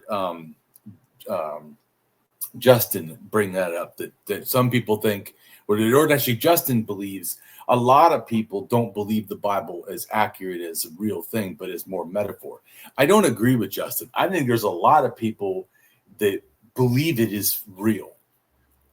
Yeah, you think people will take it literally? I do think in America, for damn sure. In fact, I didn't know. I don't know how anybody could. I don't know how anybody could read the book and take it literally. A lot of people. I'm serious. People are. That's just think. If they didn't, could you make a thing without other Christians making it a laughing stock, right? About like the answers in Genesis, dude. People don't go out of their way to attack them. Not Christians. I mean, maybe atheists do. But I mean, there's not like you don't see a lot, right? There's not a massive thing against saying how wrong that is because we shouldn't take it as real. I mean, you don't see too many. No, and I'm not saying that means that because they don't say anything that there's no one that doesn't feel that. But just think, if it was a comfortable norm, I could say it openly and it wouldn't have any background effect on me. Right. But if I can't say it, it's a good assumption that maybe it's because I feel that that's not the norm and that me saying that will cause me problems. I know. Yeah. It seems to me. So I'm not saying that everyone is a full believer, but I do not think it is accurate. Maybe Justin doesn't, but I don't think it's accurate. If we ask most people, I can't remember now, but I think it's like 70-something% of people believe in the actual soul or something in the United States. Right. Yeah. No, for sure. That, which is in a poll review, I think it was. My point is, how do you think that the Bible is fake and yet the soul is real? I mean, if it was a metaphor, you know what I'm saying? It would actually cause more issues to people to doubt, and thus you would have more, say, religions that said, because I mean, how many religions are like, hey, they usually say because they'll have like a sign in America, they'll say, Bible believing, meaning they take the shit literal. Yeah. That's what that means. Bible believing means fucking take it serious. I mean, that's why you got like 25 different kinds of, or whatever it is, different kinds of them, because they all take different parts seriously and different parts, Well, yeah. I'm not saying I don't think they're hypocrites. Yeah, for sure.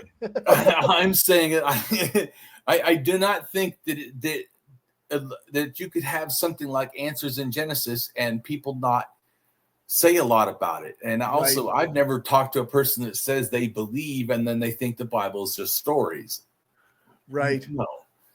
But I do agree that everybody believes a lot of weird stuff and a lot of contradictory stuff. So I'm not saying that Justin's wrong totally, but I'm saying I don't think it's to that extent like the majority. The majority are hardcore believers. Yeah. And that means that they think that the shit is the actual word of God, that it's the truth, whatever. Even Jesus is what I was trying to say. Validates that if Jesus is true, right? The stories say that he believed the whole Older Testament. So the whole Older Testament can't be metaphor if Jesus says he wouldn't change anything because it's all right.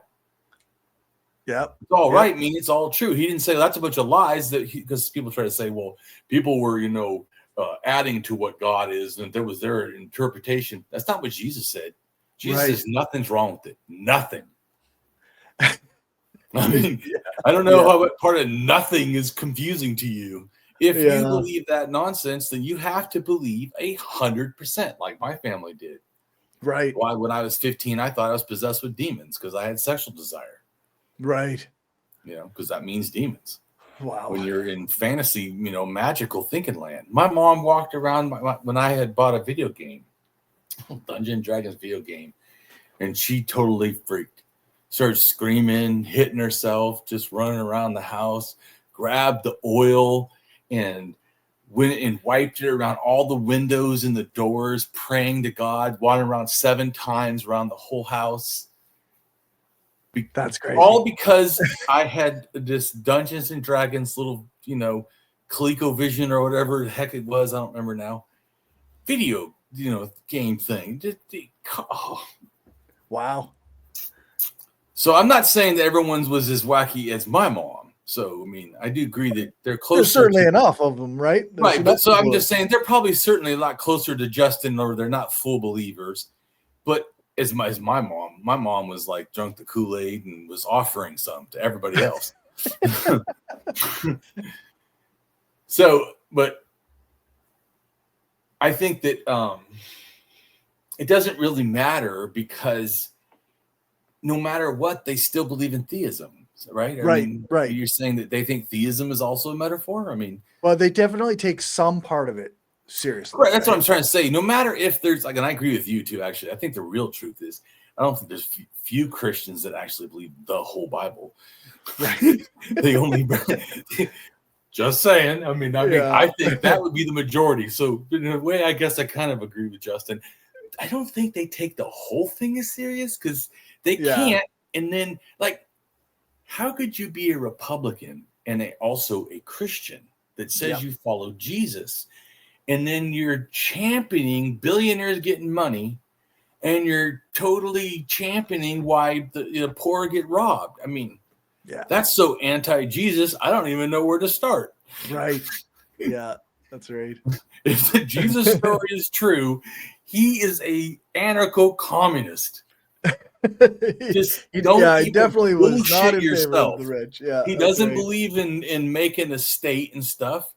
He absolutely is for giving the poor stuff. No interest on lending money, right? Interest was against the rules. Yeah. And when it came to who he thought couldn't get to heaven, he made it pretty clear. Yeah, it is harder for a rich man to get to heaven than it is for a camel to walk through an eye of a needle. Yeah. Which means he's saying it is not possible to both be rich and ever get to heaven. Yeah. That is what he said. So I don't know how anyone could be that deluded to think otherwise. But I agree with Corey in a sense. I slightly, agree with what Justin is saying, and that people don't believe the whole thing, which I think is more accurate what you said. To say it's all metaphor, no, but do they actually agree to all of it? No, they can't. How could they? Because literally they couldn't be both rich and Christian. Yeah, exactly. They pick and choose whatever suits them in the moment almost. Yeah. So, I mean, really, but I'm not, once again, this is coming from a person who also thinks the whole thing's a bunch of stories. Right. But if you're going to believe the stories, you certainly are not following them. Yeah, that's the thing. Yeah. That's just saying. I mean, and that's not me saying it. You go to read your own book. That's right. Yeah. Take another look at that. Yeah. All right, so let's go down the story of Cain and Abel's murder, right? Yeah, so the story of Cain's murder of Abel and its consequences is told in Genesis 4:1 to 18. Now the man knew his wife Eve. She conceived and bore Cain, saying, I have produced a man with the help of the Lord. Next she bore his brother Abel. Now Abel was a keeper of sheep, and Cain was a tiller of the ground. In the course of time, Cain brought to the Lord an offering of the fruit of the ground, and Abel for his part brought the firstlings of his flock, their fat portions. And the Lord had regard for Abel and his offering, but for Cain and his offering he had no regard. So Cain was very angry, and his countenance fell.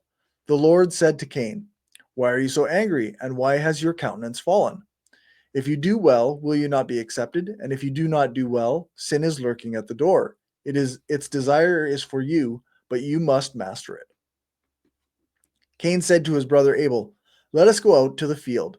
And when they were in the field, Cain rose up against his brother Abel and killed him. Then the Lord said to Cain, Where is your brother Abel?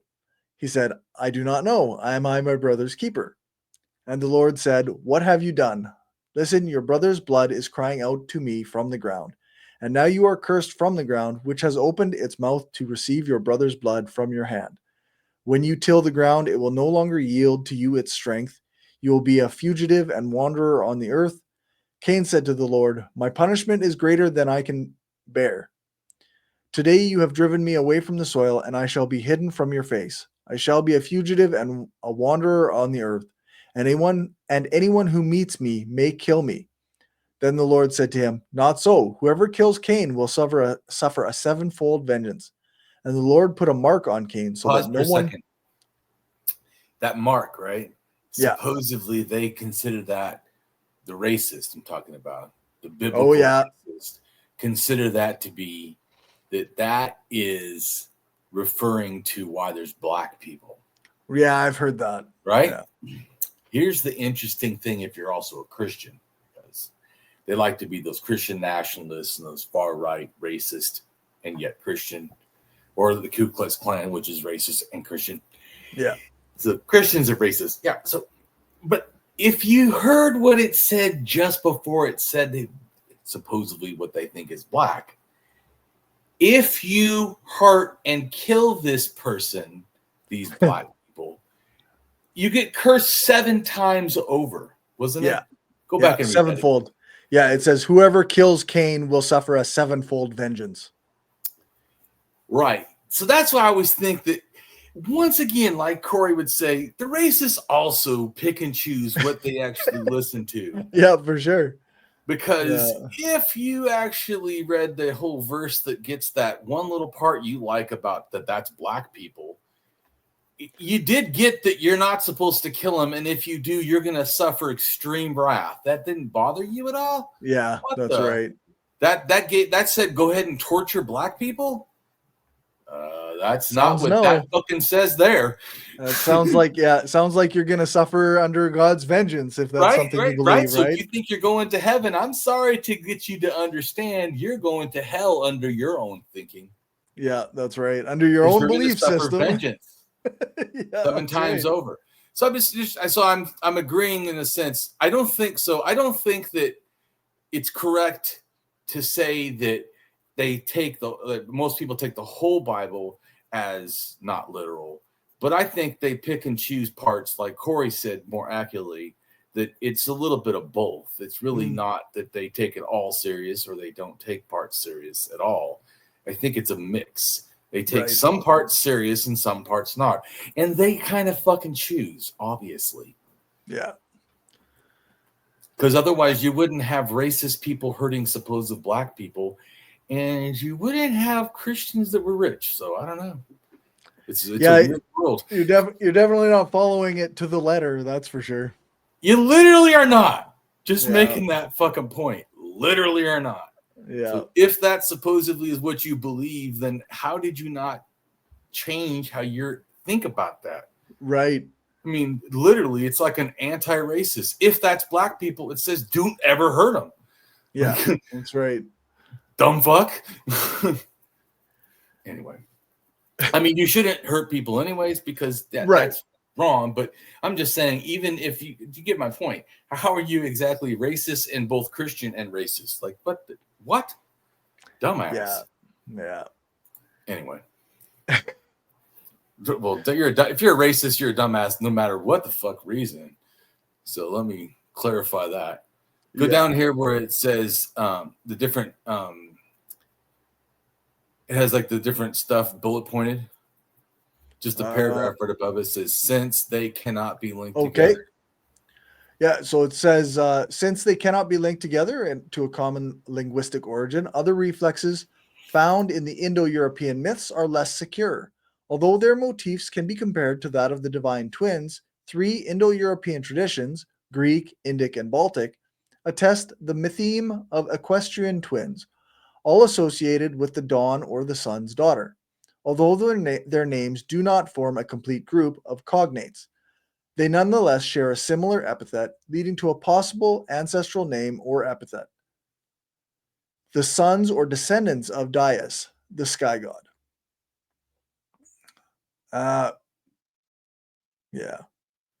In Proto-Indo-European, they've got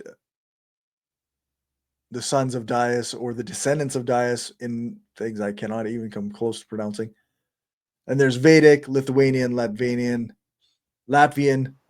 Greek, and Italic, different pronunciations under there. Right, yeah. So there's just different. Yeah, you don't have to read them all. Obviously, I'm not good at pronouncing stuff either, so don't feel bad. I think I'm worse than you actually, but I'm pretty bad sometimes. I think I'm worse still, but it doesn't matter. I'm good at things that I am good at, and there's things that I'm not. I mean, that's it. What's great about being human is we don't have to actually be perfect in everything. I'm not. Yeah. That's also why I totally disregard someone believing that someone is perfect enough to be our leader. Yeah. Right. That's not a fucking anything. In every respect. Like, they just get to be on top, make all the decisions for 300 million people plus. Give me a break. Like I said, no fucking way. Yeah. Ridiculous. I mean, saying that besides that it goes against my morality and my, political thinking and everything else. Yeah. It's just ridiculous. I can't buy that there's anybody that's so perfect that could do that. Even, you know what I'm saying? Yeah. No, it's just not a thing. I just they like that saying, right? If you can't trust people with freedom, how the hell do you trust them with power? That's right. Exactly. Exactly. Like, I got into a disagreement with my dad about that the one time. He's like, "Oh, you can't have like socialism because people are too greedy." And I was like, well, then why did we design a system that rewards that? Like, what are we doing with this system? If it fails in that way, where the power is spread throughout the people, then it definitely fails the way we have it. And speaking of capitalism and failing, and I've heard before that people say that fascism is capitalism and decay. Well, I don't think that it means that capitalism goes away. I think when decay should be understood to at least how I do, because of course I haven't read enough to understand how other people think. So, right, how I think is this. So how I see it is that the decay is, because I told you also from my perspective, the roots of capitalism were about 7,000 years old in Germany and relate to all these Proto-Indo-European groups and that language that spread. And then when they spread, they had kings and hierarchy and similar stuff. So anyways, to me, I'm talking about. So and I see kings and feudalism is just an outgrowth of this clan system, which the clan system, when it relates to, like I said, how the inequality, the wealth of a hierarchy of a clan, more than just like a clan somehow helping each other, but the hierarchy structure of the clan, the elites and whatever, and clan leader of some kind, how that turns into the priest kings and then now states with presidents or whatever. It isn't. It's the same hierarchy. Or if it was a vanguard, whatever, putting just a few people on top, or dear leader on top, It's literally, to me, this similar system. So I feel that capitalism is bad, right? But I feel it both in the similar reasons that I would say someone who says they're socialist or communist does, but also the fact that it is a hierarchical. And this is the worst thing to me about hierarchy. It's not like all of us are supplied with houses and they just have a bigger one, right? Right. Yeah. Because that probably, most people would probably go, okay.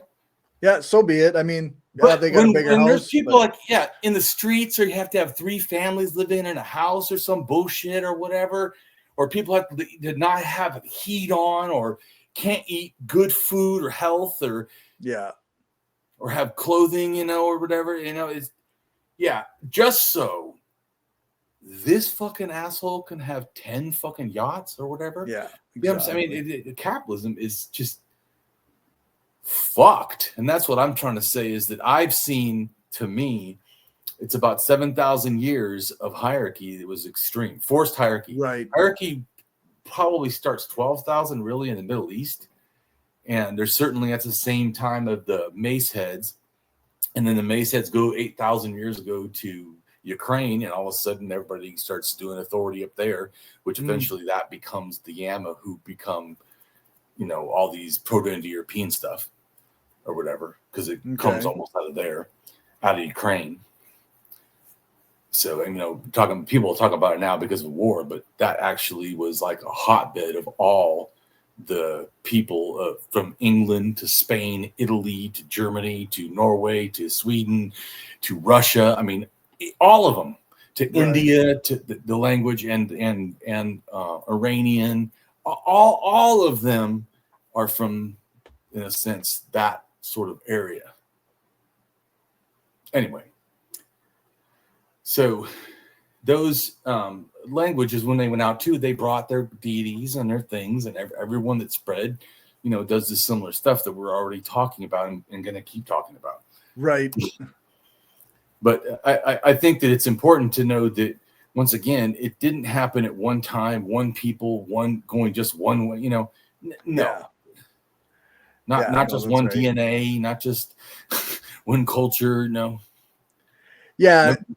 I think it's, like you say, like, because you've tracked the way that, like, not just religions go, but like people and cultural traditions, like, and along with that comes, like, you have hierarchy here, and these people that have this hierarchical kind of perception and viewpoint, they're traveling around and influencing other places and bringing those beliefs with them, and so then those places spread that, in a sense. Is that right? So 5,000 years ago is the Tlinkits' age of their language up in Canada, Alaska area on the coast, on the Pacific coast.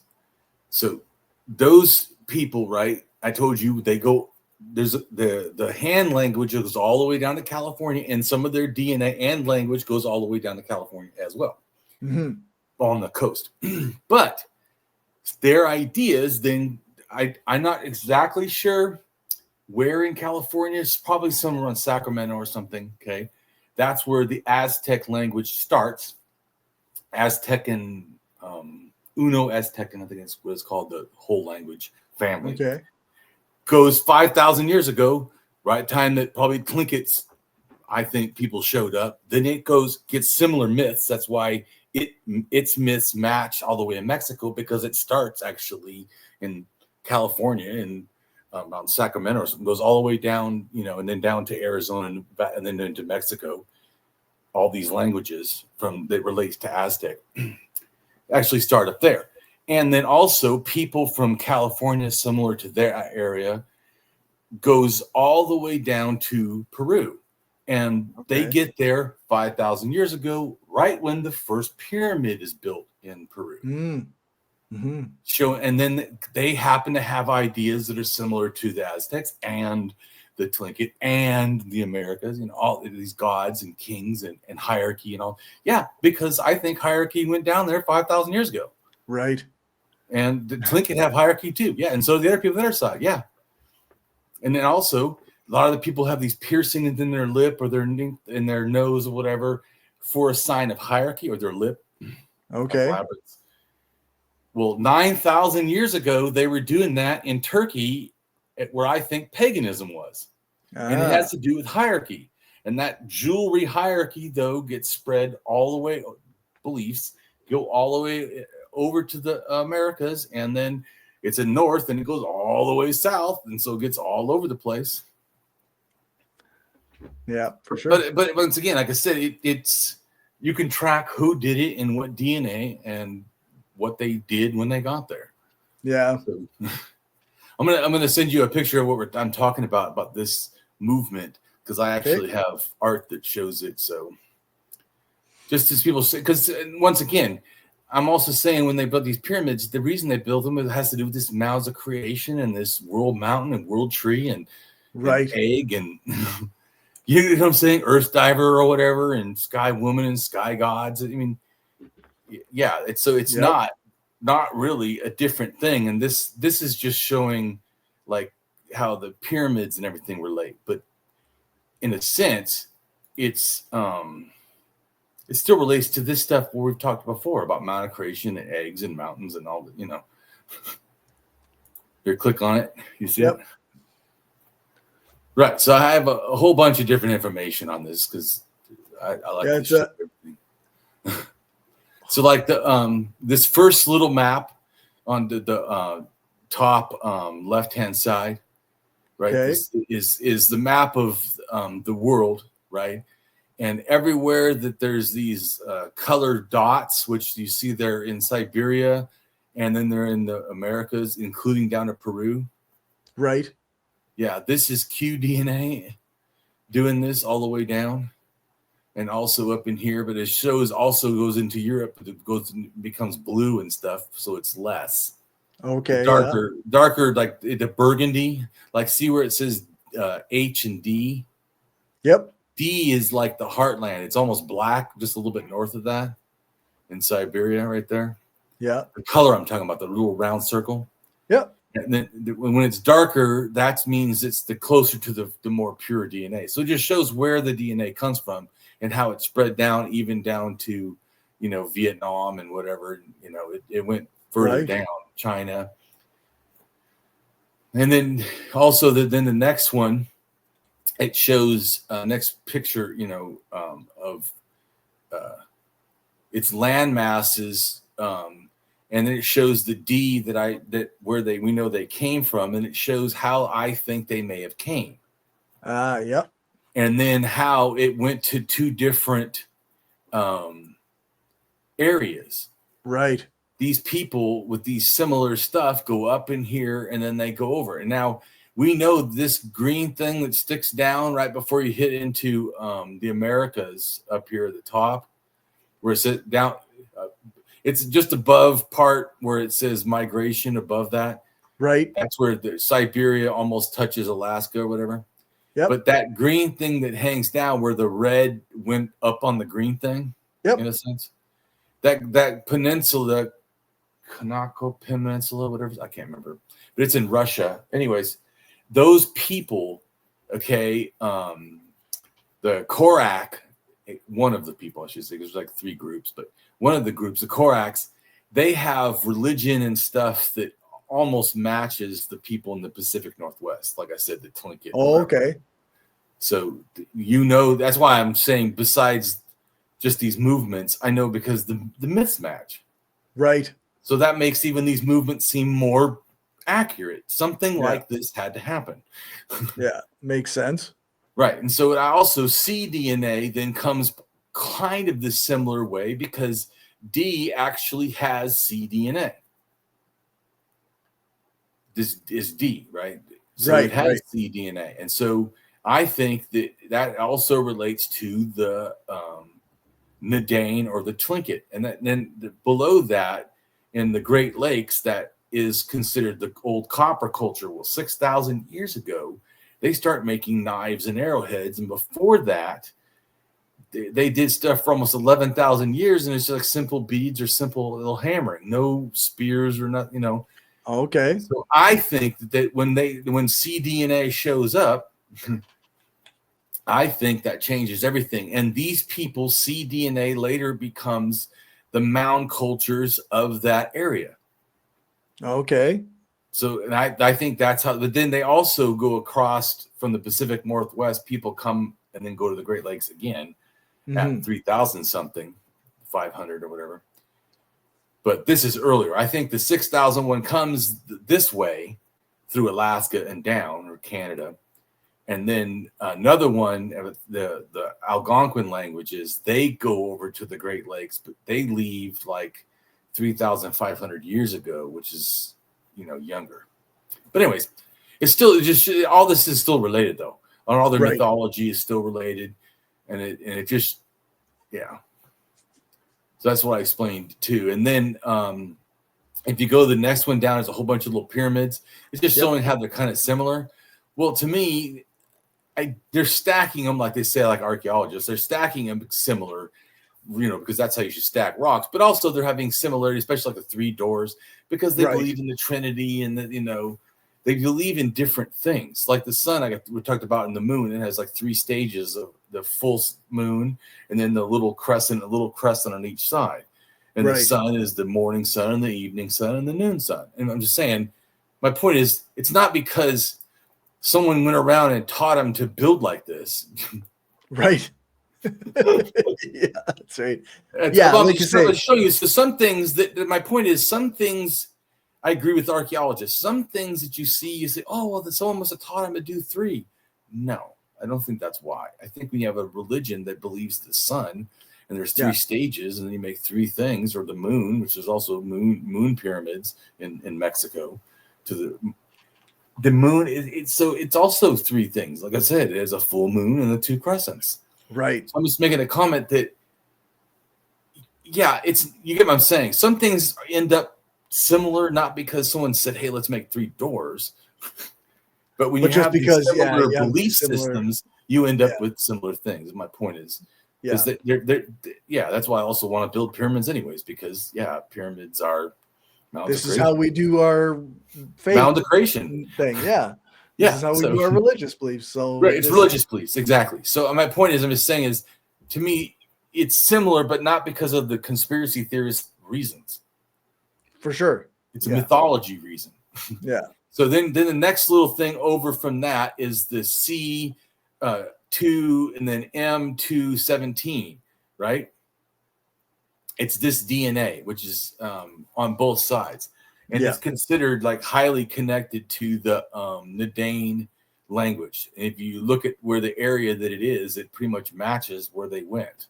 Right. But that's in the Americas, right? In Canada. If you look at where it came from, though, the darkest spot is around Lake Baikal. Right. In Siberia. The same place I say all the religion stuff comes from. Oh, yeah. Yeah. Amazing how that DNA says the same thing. Yeah. But these are related. Yeah, I know they are. And also just look at how vast that all the way to Ukraine practically, you have this cDNA. Right. So it's like, in Arizona and also in Ukraine, it's like vast. Yeah. But that's also how these myths, as we already talked about, are pretty vast. And it wasn't, once again, cDNA, the best way to understand is Mongols and the stuff, DNA or whatever. Okay. Genghis Khan was cDNA, C2M217. The same one that's in the Americas, that is also his DNA. So I'm just saying, so once again, my point, I want to bring that up, is that do you think he's a white person? I would say that's a big no. Yeah, definitely not. Well, certainly not the racist, I would think, Yeah. My point is, I'm trying to say is that, because going back to the stupid belief, the racist belief that all great cultures or powers were white or whatever. Remember? Right. Yeah. Obviously nonsense. Nonsense. Yeah. But I'm just saying, well, here's something that shows that that's nonsense. Yeah.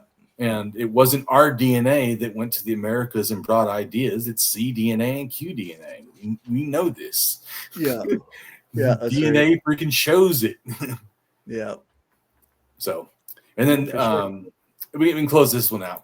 But so we'll go back to the thing about eggs or whatever. And remember too, the stuff about the twins we were talking about.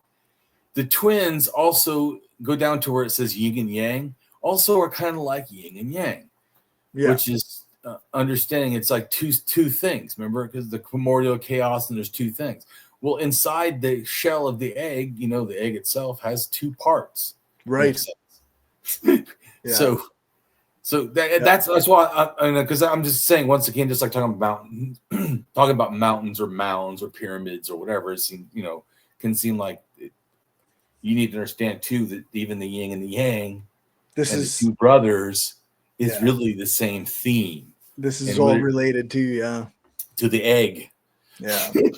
That's what I'm bringing it back to. That it relates to the egg. So that's this video is supposed to be, focusing a little more on is the egg. And I'm just trying to help you understand the two brothers does relate to the egg. Right. That's what I'm trying to help you grasp. Yeah, for sure. Just think really simple and then have magical thinking and pretty much there you go. That's right. Yeah. That's the key, right? Is like these are the things we see in the world. Right. Add magic. Right. And and I think that it's a magical thinking brain, really. And so I've said before that I think that religion started in wonder. They were trying to understand. And so I don't buy that it was about trying to fool people. I think they were fooled, but they were fooling themselves in a sense. Right. They thought this was explaining things, right? Yeah.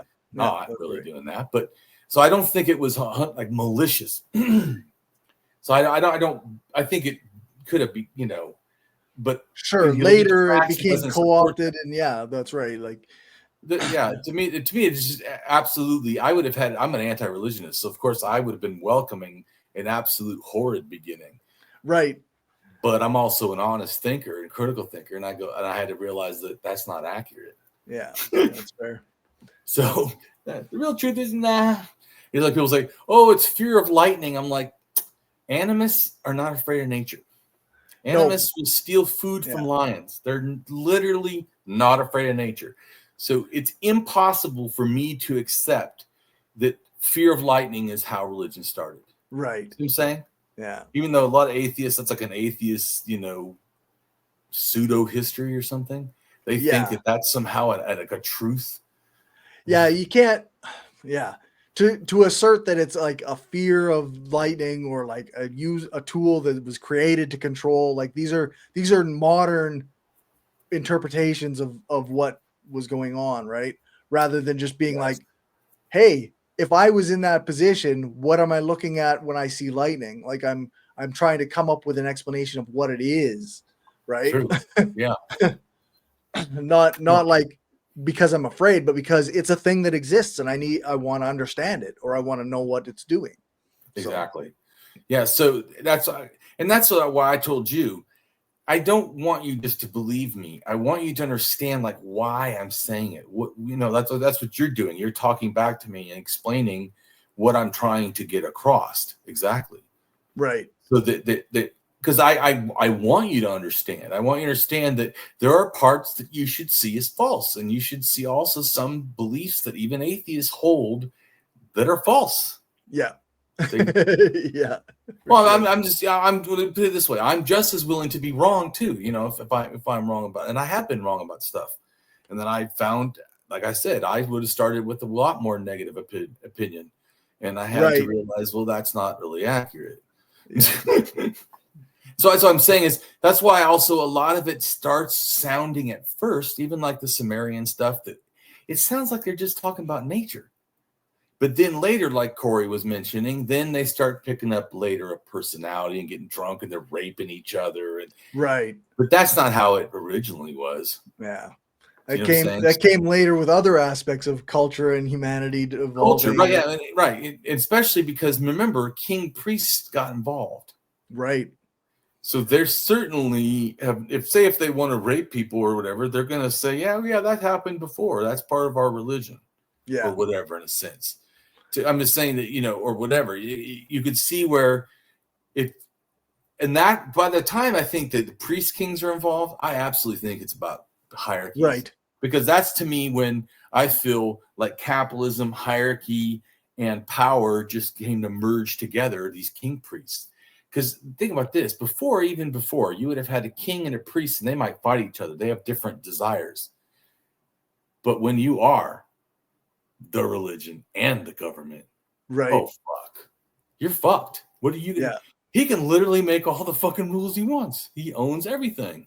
He's got the gods on his side, and he's in charge of the whole state. Yeah, that's right. Right, yeah. So, and I think from that point, then I think you get what a lot of the stuff that atheists think is more accurate. Like, oh, religion was meant to control. Well, maybe from their point down, right, that certainly was a lot more common. But before that, no. Right. I don't buy that, to me personally.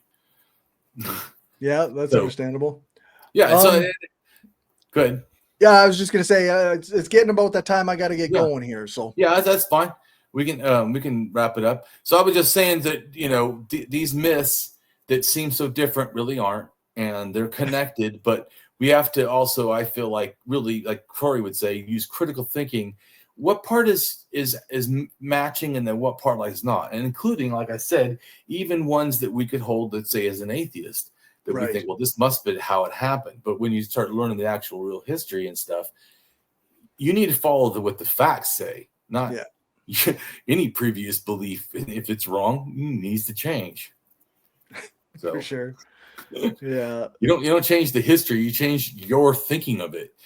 Yeah, that's right. Because the history is what it is. It's a matter of discovering it and and then adapting your beliefs to it. Exactly.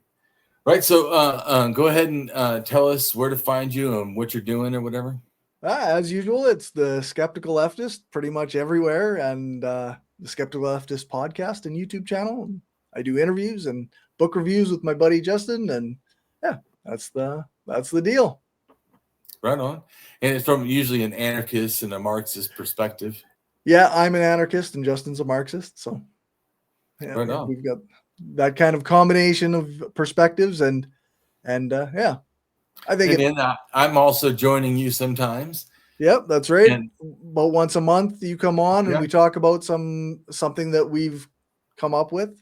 Yeah. And I told you I wanted to I think do it on to me how anarcho-humanism, what I have, and then what its enemies in a sense, which is to me anarcho-nihilism and anarcho-egoism or whatever, those two theories. And it's not like I set out in a sense to be enemies with them. They are anti-humanist and I'm a humanist, so in a sense I don't know how that couldn't be. Yeah. Yeah, it's very And like I told you, an anarcho-nihilist before said that I'm worse than Hitler, or I'm like Hitler because I'm a humanist. That's the dumbest shit I've ever fucking heard. Right? Yep. Yeah, that's some pretty dumb shit. It's pretty amazing. Yeah. So anyways, I thought that would be an interesting thing to talk about since I've had to fight about it before, and I thought it would be productive to and I just put information. I don't say a lot about. I just say what I am, and then I just show it there. I don't have putting them down or anything. I just say these are what they believe. To me, just reading that's enough to put them down. Just reading what they actually think, that's enough for me. Yeah, I know. I've had conversations with people who weren't nihilists, narco-nihilists, but who said that they know some, and that it's not quite what I think it is. So I'm open to hearing interpretations that aren't what I think it is. But I have a pretty negative view right now of most egoists and most anarcho-nihilists. So right, and so I think that egoist. I showed you that plot thing comes out to maybe in a centrist libertarian. Yeah. Which. Yeah, and then you read that it's pretty close to Ayn Rand and all this stuff, and no thanks. You're like, I'm fine, because that's always reminds me when people say they're post-left, like some anarchists we're post-left. I'm like, oh, so you're a centrist. I mean, post-left anarchy. Yeah, that's centrist stuff. Yeah. No, but I mean, I know what they're talking about. I just go, there's a better word. It's called centrist. Yeah. I know that yeah, you're an egoist. You're a centrist. I get it. You're not post-left. Like as if somehow they've gone beyond us. Like, right. Yeah. You went backwards. If you're going towards the rightist, you're doing something wrong. That's exactly. Yeah. So what the fuck? No, that's not the way you're supposed to do it. That alone should make you question their thing. But anyways, yeah, we'll talk about it some other time. For sure.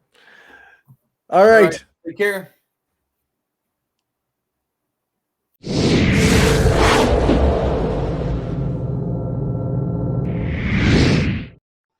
Hello, and welcome to my channel. I am Damien Marie AtHope.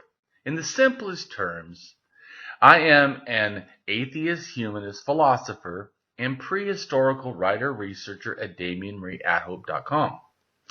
I am specifically an axiological atheist. An axiological atheism can be thought to involve ethical and value theory reasoned and moral argument driven apatheism, agnosticism, atheism, anti-theism, anti-religionism, secularism, and humanism. Axiological atheists can be understood as a value theory or a value science atheist. As an axiological atheism's ethically reasoned and constructive pro-humanity. I am an axiological thinker, value theorist. The science of goodness, worthiness, usefulness, valuableness, virtue, reliableness, accuracy, validity, morality, integrity, beneficialness, etc., etc. We axiologists have a value consciousness. And in general, we see the architecture of humanistic humanitarianism value in people that we see as dignity beings. Places and things are not. Axiology is a value theory. In its broadest sense, it involves areas of philosophy that are deemed to encompass some evaluative or evaluation aspect. Therefore, it crosses almost all domains in some way or another. Now for a more detailed terms as to what I am. I am an axiological atheist, an anti-theist, an anti-religionist, secularist, humanist, rationalist, writer, artist, poet, philosopher, advocate, activist with schooling in psychology, sociology, as well as I am an autodidact, self-taught in science, archaeology, anthropology, and philosophy. I promote science and am against pseudoscience, pseudohistory, pseudomorality, things that are found in religion.